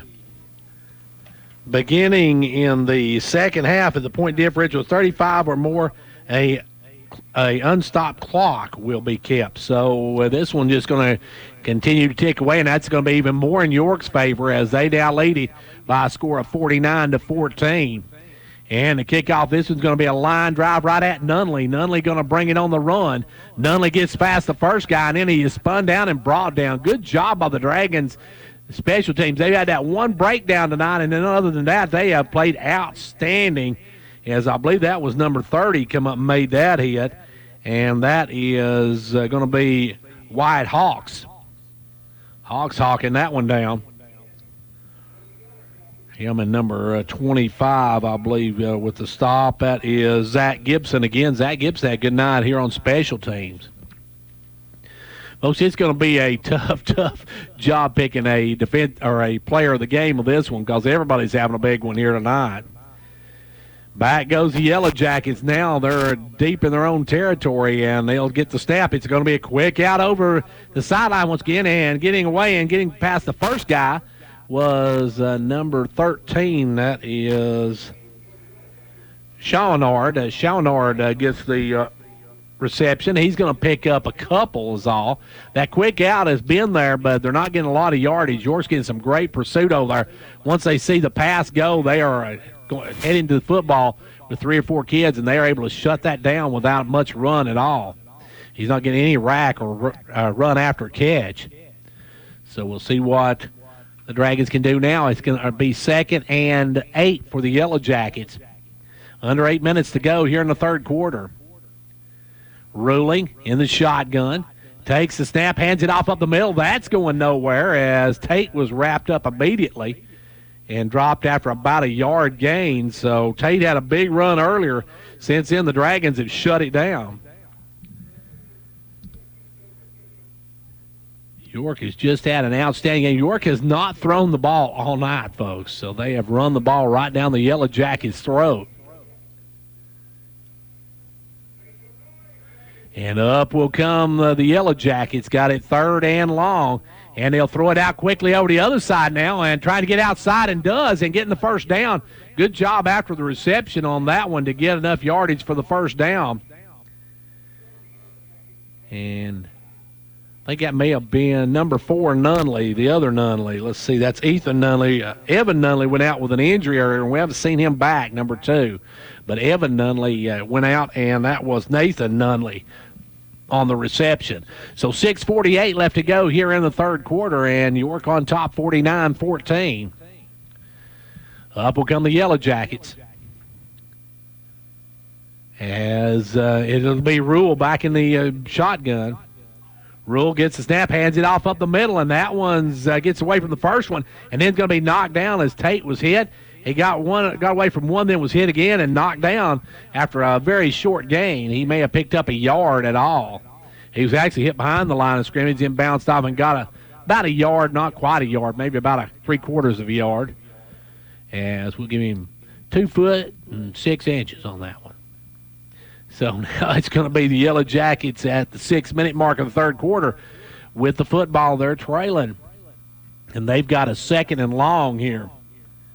Ruling gets the snap, fakes the handoff, gets a big rush, gets it out there, and that's going to be incomplete through the hands of the receiver as that one was intended for number 16, Nathan Caulfield. Caulfield couldn't hang on to it. And is it Caulfield? Caulfield couldn't hang on to it. So it's going to bring 3rd down and long now for the Yellow Jackets. Trailing by 35. The clock just continues to tick. Normally on an incomplete pass it would stop, but since York's up by 35, this is a continuous clock. So now the time just keeps ticking away, and York just had a great night, especially offensively tonight. And back goes the Yellow Jackets once again. Now they've got 2 to the right, 2 to the left. And in the backfield, they've got Tate along with Ruling. And now Heading's going to jump off sides. Heading got a little bit overzealous on that one. And that's going to give 5 yards. That's a hallmark moment with that gift that keeps giving. It's going to make it a third down now and about 4 for the Yellow Jackets, which is much better than a 3rd and 9.5. So now 3rd and 4 for the Yellow Jackets, and the Dragons looking to stop them here. York on top by 35, and we got 4.5 minutes to go in the third quarter and a continuous clock from this point on. Back goes Ruling. 2 men wide to the right, 1 to the left. Gets the snap, looks for the guy over on the left side, gets it to him. He breaks 1 tackle, still on his feet, and he's going to get a first down up to the 50-yard line. Getting all the way up to about midfield was Nunley.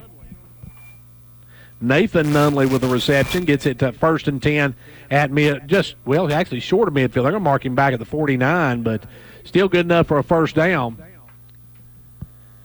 Nunley with that quick little release. Nunley, 1 step pass. He gets the snap, takes a step, then fires. And now going in will be number 7 for the Dragons. That is Durham.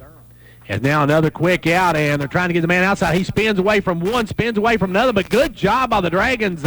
Hang on there. Good job by the Dragons, number 38, Ben Cooper. Ben Cooper got a hold of that jersey and said, And he got 1 yard out of it, so it's going to be 2nd down and 9 now for the Yellow Jackets. Right at midfield. Ball's just dead in midfield, halfway on one side, halfway on the other. Couldn't be more midfield than that, folks. York with 3 minutes left to go here in the third quarter on top by a score of 49-14. Trying to shut down the Yellow Jackets here. And the Yellow Jackets rule in the shotgun. And we're seeing a rush by York, and they're going to get after him. He's going to dump that one out. Got a man out there. Got some running room. He's going to get close to a first down. Going to be 3rd and short of about a yard. He's going to get 8 on that one. So it's going to be 3rd and 1 for the Yellow Jackets. York had everybody in the kitchen sink coming after the quarterback that time, and he was just able to get rid of it. You got to be impressed with this Ruling kid. He's got a good arm. He throws well, and he can throw on the run. It's just the fact that they've actually, in that first half, really just shot themselves in the foot as they got a lot of penalties in that first half. And then every time they get a big play, they get backed up yardage because they would either be offsides, too many men on the field, or they'd have a personal foul. So they really struggle as far as staying out of the penalty problem. Going to be 3rd and 1 for the Yellow Jackets at York's 42-yard line. Ruling in the shotgun. And York showing rush. They're going to put on the rush, and there's a long throw downfield. That one's going to be incomplete. York had a man down there. Great defense by number 81 for the Dragons, as 81 is Mikey Whited. Whited was right with the receiver, and he could not. He almost come up with the interception. So good job by Whited as he was running stride for stride with him.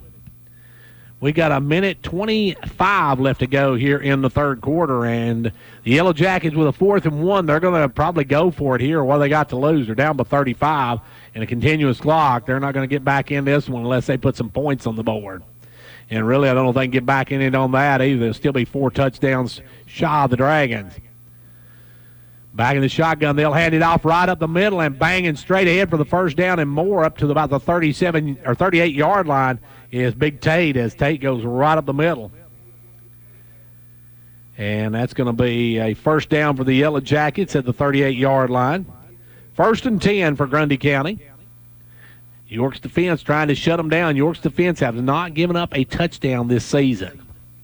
They have given up a touchdown by the let's see, they had a kickoff return for a touchdown, and they also had a fumble return for a touchdown, but the defense has not given up a touchdown this season. And now the Yellow Jackets going to quick out over here again, and Nunley can't hang on to it. And Nunley was going to be wrapped up there by number 7, Durham, as Jonah Durham was had a beeline for Nunley, and Nunley just couldn't handle the pass. It was low, and it hit the ground, and he couldn't hang on to it. 2nd and 10 now for the Yellow Jackets. York's defense trying to stiffen here. And that's going to be the end of the third quarter. We're through 3 of them, into 3. It's all York. 48, or 49, I should say, 14. With Twin Lakes Future-Proof Fiber Network, experience the gig difference. With up to 1,000 megabits per second, everything's different. Connect as many devices as you'd like and stream videos without buffering. Music and photos fly, gaming gets real, and nobody's left hanging. That's the gig difference with Twin Lakes. Call or visit us online at twinlakes.net to get your gig today. Some restrictions apply. Speed's not available in all areas. Like a great sports team needs a great captain to lead them, a county needs a great executive to move it forward, and Fentress County has it in Jimmy Johnson. Jimmy believes in this county and its endless possibilities. So for great sports and a great county, be like County Executive Jimmy Johnson and back Fentress County all the way. Well, the York Dragons in command of this one. The Yellow Jackets with a 2nd and 10 when we get back underway. We're starting the fourth quarter, and with that 35-point lead, we are in the mercy rule, and that means the clock does not stop unless the Yellow Jackets can score and get it under 35. And we see for the Dragons, we got a player that's limping a little bit out there. I don't have a number for him. Number 21 is Cade Brandon. Brandon limping a little bit, so he'll probably not be back in the ball game. As now Ruling gets the snap. Ruling looking. He's going to throw it out there, and he has way overthrown his man. York had the closest guy to it as he intended that one for Nunley, and York had a guy out there, the only player that was in the vicinity of that one. So it goes incomplete, and that's going to bring up 3rd down and 10 for the Yellow Jackets. In the through 3 quarters, York now with 469 yards rushing and no passing yards whatsoever, while the Yellow Jackets have a total of 87 yards rushing and 107 yards passing. So they have struggled as far as offensively. York almost with 500 total yards of offense, and that is impressive, folks, to say the very least. As now it's going to be Ruling back in the shotgun. Ruling gets the snap. Ruling looking. He's throwing deep again. Got a man out there, and that one's just out of the reach of number 24. And he had beaten the defender. That was Hackward. And Hackward would have had an easy touchdown if it had been about a foot shorter where he could have got under it. But he could not get under it, and it falls incomplete. And that makes it 4th down and 10 for the Yellow Jackets. They almost got their first score via the offense tonight as Hackward is upset with himself that he couldn't get to it, but that one just a little overthrown. Holden Hargis going to check in now for the Yellow Jackets. York, if they can stop him here, get the football back, and can pretty much run this clock out if they take a slow, methodical drive up the field, but we'll see what they do here. As it's going to be for the Yellow Jackets 4th and 10. They've got to get a first down here. As they'll drop back now, big rush by York, and he is going to be hit. He is going to be dropped all the way back to the 45-yard line, and that was the first time the Dragons have been able to get to the quarterback. And in there was big number 77 for the Dragons, and that is Thomas Cooper. Thomas Cooper got in there and sacked him, and York takes over on downs, and the Yellow Jackets move the football but just can't get in to the end zone. And York now will start back the other way. Well, as we said, York has not been scored on now through, let's see, that's 11 quarters, and looking for 12 if they can get this one. As far as their defense, now they did have a punt return or kickoff return for a touchdown, the Yellow Jackets did, and a fumble recovery for a touchdown, but they have not had an offensive touchdown tonight. Up will come Lefeu. Lefeu under center. Gets the snap. Hands it off this time over the right side, and that one, Cooper, is going to be hit right about the line of scrimmage. He didn't get much at all, if any, as they were waiting on that one. That time they played it very, very well. Or maybe I guess that was Dishman on the carry. So you're getting some younger kids in. So Dixon on the carry that time. Ethan Dixon, and we'll see now looks like Cooper on the right side. Lefeu under center. And the snap, they're going to hand it right up the middle, and that's Ben Cooper going straight ahead. No, actually, it's a keeper on the outside. Down the sideline goes Miller. He's going to go all the way to the house, but we got a rag on the field. I believe they're going to call that one back. And we'll see what the official says. It's going to be holding. That's usually where the holding was. That was a great fake. They had me completely fooled on that one, but then again, that doesn't take much to completely fool me. It's going to back York up 10 yards, and it's going to make it second down and about 20 for the Dragons. York has scored on every possession they've had the ball after that very first one, and this is going to be their longest, toughest position they've been in all night, as it's going to be a holding against York. As that time, I thought they handed it up the middle Cooper, and they handed it off to, they handed it off to Miller, and Miller went around the outside, and he skirted. He would have been in the end zone, but the Dragons got called for a holding, and that'll back them up with 7:44 left to go. It's going to be 2nd and 20 now for York. York with a 2nd and 20 as Lefevue brings his squad up. He's going to have a man in motion. He's going to fake the handoff or pitch and hands it off up the middle. Banging straight ahead for about 3 yards was number 14 for the Dragons. We're getting some younger kids in there now. That's Evan Tompkins with the carry. Evan's going to pick up a couple of yards, going to make it 3rd and still very, very long for the Dragons. 3rd and about 19 yards for the first down. They say 17 on the clock, so 3rd down and 17. Still a whole lot of yardage to get back, folks. Either way, as now up will come Landry Lefevue, and he's got Ben Cooper in the backfield this time. And we haven't seen Lefevue throw the ball tonight, and this time he's going to keep it himself, go up the middle, and he's going to be wrapped up and dropped at the 41-yard line. So York will have its first punt of the night coming up, I believe. York fumbled their first possession, which was taken in for a touchdown, and since then had scored on every possession, 7 straight possessions until that one, and it was Lefevue getting wrapped up, and now Josiah Headings will step back to punt it away. First punt of the night for the Dragons, and going back for the Yellow Jackets, number 10 drops way back, Alex Meeks. Now they'll switch him with number 21, Nance, as they'll get the punt off, and whoa, what a kick by Headings. That one hits, and it's rolling. It's going to die on the 2-yard line. Oh, what a kick by Josiah Headings as he put it down on the 2-yard line. And if you're the Grundy County Yellow Jackets, you got to look up and say, what in the world's going on here tonight? It has been like the worst nightmare you could have for a football team. It started off great, but then from that, after about the first 2 minutes, folks, it's been all downhill for the Yellow Jackets, and that's just right there was an exclamation point as he kicked that one and set it right down on the 2-yard line. And now the Yellow Jackets, actually they're going to say he downed it at the 4-yard line, but it will be 1st and 10 Yellow Jackets deep in their own territory. We've got 5:22 left to go in the ball game. And the Yellow Jackets will come up, try to move the football. As we said, they have not scored an offensive touchdown tonight. They do have a defensive and a special teams touchdown, but no offensive touchdowns for the Yellow Jackets. Snap back. It's going to be handed off to the big guy, Tate. He breaks one tackle, breaks another, but he's not going to get much yardage before he's drugged down by the Dragons. Some of the younger Dragons getting in there now. That was number 25 on the stop, Zach Gibson. We've called Gibson game a couple of times on the special teams, but now we call him on that one, and it looks like Thomas Miller's out now, and 4:40 left to go. The Yellow Jackets got it 2nd and 9. They only got a yard out of that. A lot of hard running by Tate to get only a yard. York is trying to shut down the Yellow Jackets. It's been an all-York night tonight, folks, after that first play, their first offensive possession when they fumbled the ball and the Yellow Jackets took it in for a touchdown.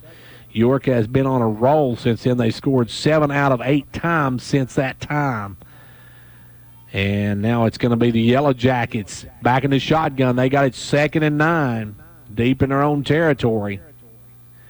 They'll hand it off. No, they won't. They'll quick out, and they got a man out here. That is Hackworth.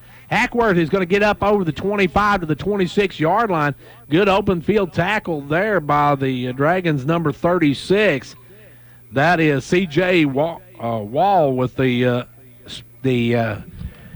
tackle out there, and that was a good open field tackle by Wall. York's starting to get a lot of their younger kids in now. The Yellow Jackets still keeping their starters in. I guess they're trying to work out a few kinks because if anything they have found out tonight, they got a lot of kinks. as we got about 3.5 minutes left to go in this one. And the Yellow Jackets with the football trying to move. They know they're going to be going home 1-2 after this one. They're just trying to get something going and try to do something offensively. Snap back. They're going to fake it. They're going to quick out it to number 4, Nunley. Nunley breaks a tackle, and he gets drugged down. Good job on the tackle that time by the Dragons, number 27. That is Jacoby Allen. Allen, he got past the first guy, but Jacoby Allen brought him down. Good job by Jacoby. Clock down to 2:52, and the Yellow Jackets have it 2nd and 3 from their own 34-yard line. York going to go 3-0 on the season, and more importantly, 1-0 in the region. That means for York, they only need to win one more region game after tonight, and they're in the playoffs. But the way they're playing, they want to be the number 1 seed and get to host a lot of those games in the playoffs. So this is a big step tonight on that direction as the Yellow Jackets come up. 2:22 left to go here in the quarter. They'll hand it off up the middle to the big guy, number 5. He's going to bounce outside, still on his feet, up to about the 47, 48-yard line as he's going to have another first down, and that is Tate on the run. The Yellow Jackets not getting any of their younger kids in as York's starting to let some of their younger kids play. And York, Allen will come back in. Allen will come in.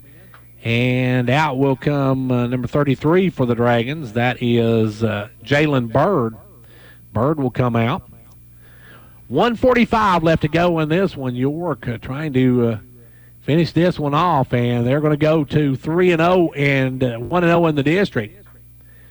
As Ruling back in the shotgun.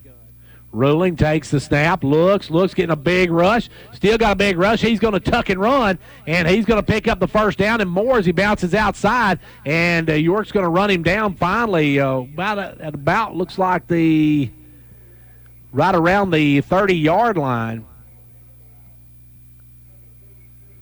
And we got 71 seconds left to go in this one. York right in command of this one. They're going to win this one, but the Yellow Jackets trying to put up some points on the board and break York's string of defensive points given up, as York has not given up a point defensively this season. And the Yellow Jackets trying to break that against some of the younger Dragons out here. As Ruling back in the shotgun. Gets the snap, looks. He's going to quick out it over there to number 12 this time, and he gets brought down. And they're going to have a couple more plays is all they're going to get as the Dragons will try to hold on here and keep them from getting in the end zone. We're down to 25 seconds left to go, so probably one more snap in this one, and this ball game will be over. You're going to win here tonight, and an impressive win by the Dragons. As we said, they scored on 7 of their 8 possessions after the opening turnover. Now back Ruling, we're going to get a timeout called by York. Timeout with 7.6 seconds to go. York leads it 49-14. In Coach Charles Vaughn's 17 years of coaching, he took his team to the state playoffs and led them in multiple district and bowl championships.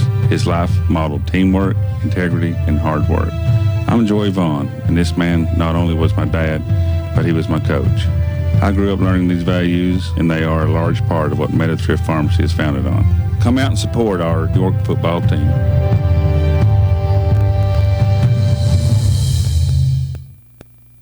Well, time enough for one more play by the Yellow Jackets as we've got 7.6 seconds left to go in this one. York with some of their younger kids in now, trying to hold on to this unscored on streak by their defensive unit, and they're going to try to stop Mr. Ruling now. If they can stop him here, then this game will be over with, and York will hold that defensive prowess, continue the defensive prowess. As back now is Ruling. Ruling going to throw it out, goes through the hands of number 4, and that's going to time out, and York is going to win it. The Dragons win it and are 3-0 on the season as they come up with a 49-14 win.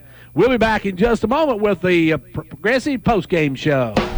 Whether you're competing on the athletic field or working hard in the classroom, remember you have the support of First Volunteer Bank, the bank with personality. We're behind you 100% of the way. Good luck to all the area teams. Play tough and play fair. And remember, when it comes to helping you with your banking needs, we're First Volunteer Bank, the bank with personality. Member FDIC, equal housing lender. And now over and over, it's First Volunteer for you. The kids are back in school and the weather's turning cooler, and that can only mean one thing. Flu season will start soon. This year, Hall Family Pharmacy wants to help you fight the flu. Getting a flu shot means that you are 60% less likely to get the flu virus. This year at Hall Family Pharmacy, we are excited to make a $1 donation to the local children's shopping spree for each flu shot we give. So don't let the flu knock you out, and come by Hall Family Pharmacy for your annual flu shot. You won't be the only one glad you did. Keeping your comfort in mind. Call 879-5909. Conditioned heating and cooling. Is this so hot in your home that your family is playing rock, paper, scissors to see who gets dibs on the freezer? Then it's time to call us. With 24/7 emergency service and a full line of energy-efficient American Standard heating and air conditioning equipment, we've got you covered this summer, so you can use your freezer for what it's really meant for. Call for a free quote today. Whether you're competing on the athletic field or working hard in the classroom, remember you have the support of First Volunteer Bank, the bank with personality. We're behind you 100% of the way. Good luck to all the area teams. Play tough and play fair. And remember, when it comes to helping you with your banking needs, we're First Volunteer Bank, the bank with personality. Member FDIC, equal housing lender. And now over and over, it's First Volunteer for you. Back here where York come away with a huge win here tonight. The Dragons, an impressive 49-14 win over their district region rival, Grundy County, and a big win for the Dragons to start the region and start their home season as well, as this is a big win for York here tonight. Welcome to the Progressive postgame show. Don't go away. We'll take a look at some stats from this one. We'll also take a look at what's coming up for the Dragons. Hopefully talk with Coach Derwin Wright. All that's coming up here on the Progressive postgame show. It's football time on the mountain. At Progressive Savings Bank, we know running your small business is a lot like coaching a team. You call the plays that drive your business towards success, and we're your number one fan. After all, you provide the products, the services, and jobs that keep our local economy moving forward. We partner with small businesses to help you reach your financial goals with free business checking and flexible financing to help operate and grow your business with the right financial equipment to keep you in the game. This is Mark Justice wishing our York Dragons a successful football season. We are proud once again to sponsor Dragon First Downs. Progressive Savings Bank, member FDIC, equal housing lender.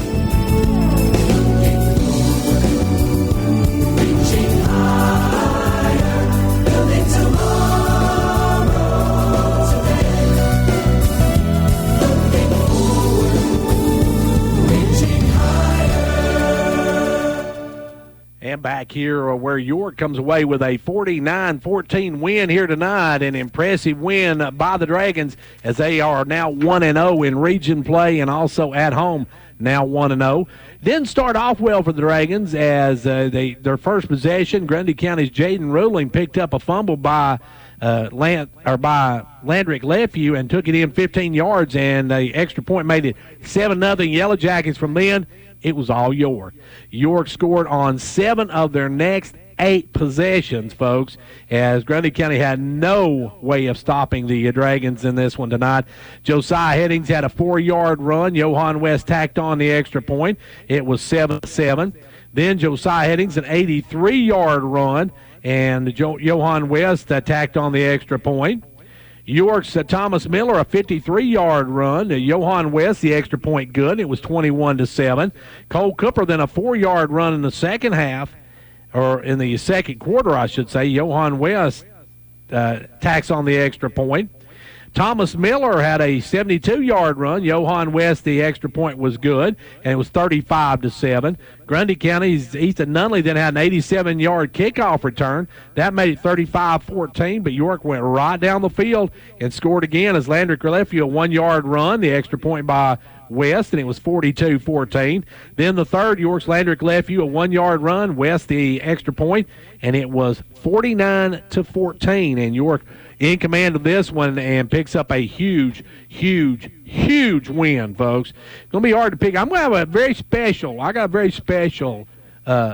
of the game we're going to talk about here in a few moments. Our player of the game is going to be a surprise to you tonight. Well, taking a look at the stats from this one, both teams had 13 first downs. York had 12 rushing, while Grundy County had 5. Passing, Grundy County had 8. York did not throw a pass tonight. And the penalties, York had 1 first down on a penalty. And let's see, yards rushing, Grundy County had 117, York 475. Average yards of rush, York 17 yards of rush, 5.8 for the Yellow Jackets. And yards passing, the Yellow Jackets had 140, while York did not throw the ball all night. Total offensive yards, York had 475 total offensive yards to the Yellow Jackets, 275. So a great performance by the Dragons. We see Coach Derwin Wright making his way over here. Let's take a timeout so he can catch his breath, and then we'll be back to talk to the winning coach right after this. Cheer this year for all our school teams and activities. Get behind our local schools. Join the parent-teachers group and help improve the quality of education. Sponsor school activities. Go to a ball game, hear a concert, reach higher. Progressive Savings Bank, insured by FDIC. Everything we do, it's true. We do for you. And we're back here now with Coach Derwin Wright. And, Coach, this game got off a little shaky to start, but your boys then, after that initial turnover, they turned into a touchdown. You scored on 7 of your next 8 possessions. We know we got to open the offense up, and Landry, we run a bootleg with him, and he turned this guy right in his face. We had the drag open, we had the corner route open, we had the backside post open, but if you don't give him time to look, you can't see him, and he took the ball to run, and he gets a tendency sometimes to want to carry the ball loose, and he found out tonight why not. He knew it was on him, and it's learning. You learn, and Landry's one of those guys, very intelligent football player, and I don't think it'll happen to him again. Coach, how impressive was your offensive line? They opened holes you could have drove a truck through. Well, we knew all week they were going to put 9-10 in the box, and, spent some time with the passing game, but, I'm going to try to hit them in the mouth and see if they can stop the run game, and I seen real quick they had their linebackers up in there too tight, and they were just getting washed by the wash. And as soon as we hit linebacker depth, it was just a foot race. And Josiah, Cole, Thomas Miller, Landrick, Ben Cooper, all of them bust through that line. And and that's the thing about it. You get your defense too tight, and you can stunt too much. And I've been guilty of that, as a coach myself. And their alignment was good in what they were doing, but I think their guys were trying to get upfield too much versus what we do, and it just opened some gaping holes for us, and the line did an excellent job. Coach, they came out with their passing quarterback. They switched quarterbacks, came out with their passing quarterback, but your defense once again held them scoreless. You gave up a couple of touchdowns, but that wasn't on the defense. We gave up one on offense with the fumble, and he scooped and scored, and then we gave up one. And it makes me so mad to give up one in a kicking game, to kick off, and ball starts through the middle, and the right guys on the right side just slowed down, and you just can't do that. And we got to fix. We got to fix that. That's the first time it happened to us. The rest of the time they did a great job covering and everything, but kicking game's not a place to get rest. We've got some guys we can rest on offense. We got guys we rest on defense, but we got to have our best 11 in the kicking game. And if anything, I think some of our guys found that out tonight. But it's hard to break a 65, 70-yard run this early in the season, and especially a hot, humid night, and just pop right back on and go down on kickoff. But York players have been doing it for many, many, many years. I know a lot of the guys I played with, we never left the field, and and a lot of people out there listening who played, they know what I'm talking about when we had 28, 29, guys playing football and knocking the snot out of people. Coach, like you mentioned, your kicking game, it was a decent night with the exception of that one return, but your defense, they been a couple of times and allowed a few passes, but still did an excellent job, especially the secondary. Overall, did a really good job on the deep shots. We did have late in the game, we subbed corners and had one kind of stand there and watch a guy run by him, and got lucky on that one. The quarterback overthrew him, but tell you one guy real pleased with. They broke a long run, and he just come from nowhere. And he's got speed. Thomas Miller. They did a little read play coming on the left side, pulled the backside guard, and executed it well. And their guy hit a crease, and and that's going to happen every now and then. But Thomas did what the corner's supposed to do. He got him down, stopped him from getting a score on a long run, and defense was able to bow their neck, keep them out. So I was real pleased with that. And Lathan Drake, he's coming from free safety and doing some good stuff. He's got to realize that he's at a full speed run. They're at a full speed run, and he's got to start getting down there and body tackling and not putting himself in a position he could get injured. Coach, we talked about the kicking game earlier, but and with the exception of that one kickoff return, your Johan West kept them within the 20-yard line almost all night, 20 to 30-yard line. Absolutely, and he opened up and put one in the end zone. So, that's going to be confidence for him because, if you can put it in the end zone, you know where they're going to start. And that's a weapon. And, some years I've had guys that could put it in the end zone pretty consistently and some years not. So, I was really pleased to see that. He was pumped up beginning of the game and hit that sweet spot and did a great job, drove it in the end zone, and, that was good. But I just, again, we gave one up, and it just irks me to give something up. You make them earn it. Bend, don't break, but you just don't want to give one up in kicking game. Coach, now you got a week off. I've seen a couple of players maybe a little banged up. Have you got many injuries that this will help? Well, yeah, it always does. One thing's going to help in conditioning. They realized tonight with a hot night, we weren't in the shape that we ought to be in. We've got some guys that's got some sore quad muscles and things like that. We got some terrible news today. We had Isaiah Strong, who's been backup quarterback for us and backup dog, and just a really smart, good player, receiver. Was him and Drake was going to be swapping time, and 2 weeks ago in practice, he was on the scout team. We threw a bubble to him, and he just planted, and it happens. I've seen it happen on turf a lot, very seldom on grass. But he planted, and we found out today that he's got torn ACL, so he's going to have surgery on that, and he'll be out the rest of the year. But get him back. But that's been, knock on wood, that's been our injury for the year, and 3 games in, not to have anything else severe. That's pretty good. Coach, you're off to 1-0 start in the region. That's huge. It is huge, and I drew that up on the board. I told the guys, I said, every week you start 0-0. I said. And right now we're 0-0 in the region. And I said, we were 1-0 in the region last year. We had Smith County up here. We lost the ball game 40-41. We didn't lose another region contest. And I said we were 1 point, well, actually 2 points away or one stop away from being undefeated region champs. And I said, so that's how important every region game is, especially early. And I told them, I said, do you remember last year? That was game 4. It's game 4 for us this year. I said, last year when that happened to us, I said, I told you that game would probably come back and bite us somewhere. I've done this long enough. I've seen it happen because I knew that there were 3 really evenly matched teams in our district, and that was them and us last year. This year you've got Upperman that's really playing some good football. You've got Cannon that's playing some good football. Cannon's always got some really good athletes, and there's some tough teams. Smith, when you go to Smith County, you go to the hole. As well as I do. I think they went from 87 to 97 before they won a game in the hole.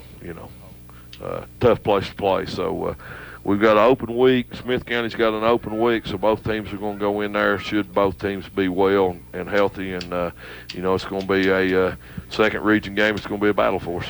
Coach, I'll just start to say that was the one team that bit you last year, and Sure did. you would nothing better than go to their place and bite them this year. Well, you got to go do it, and like I said, I think this team has the capability. I saw some big offensive improvements, but there's some things that we've got to make some big strides in the next 2 weeks before we walk into Smith County. Well, Coach, I want to thank you for joining us. Congratulations on the big win, and York picking up a 49-14 win. We'll be back in just a moment. It's football time on the mountain. At Progressive Savings Bank, we know running your small business is a lot like coaching a team. You call the plays that drive your business towards success, and we're your number one fan. After all, you provide the products, the services, and jobs that keep our local economy moving forward. We partner with small businesses to help you reach your financial goals with free business checking and flexible financing to help operate and grow your business with the right financial equipment to keep you in the game. This is Mark Justice wishing our York Dragons a successful football season. We are proud once again to sponsor Dragon First Downs. Progressive Savings Bank, member FDIC, equal housing lender.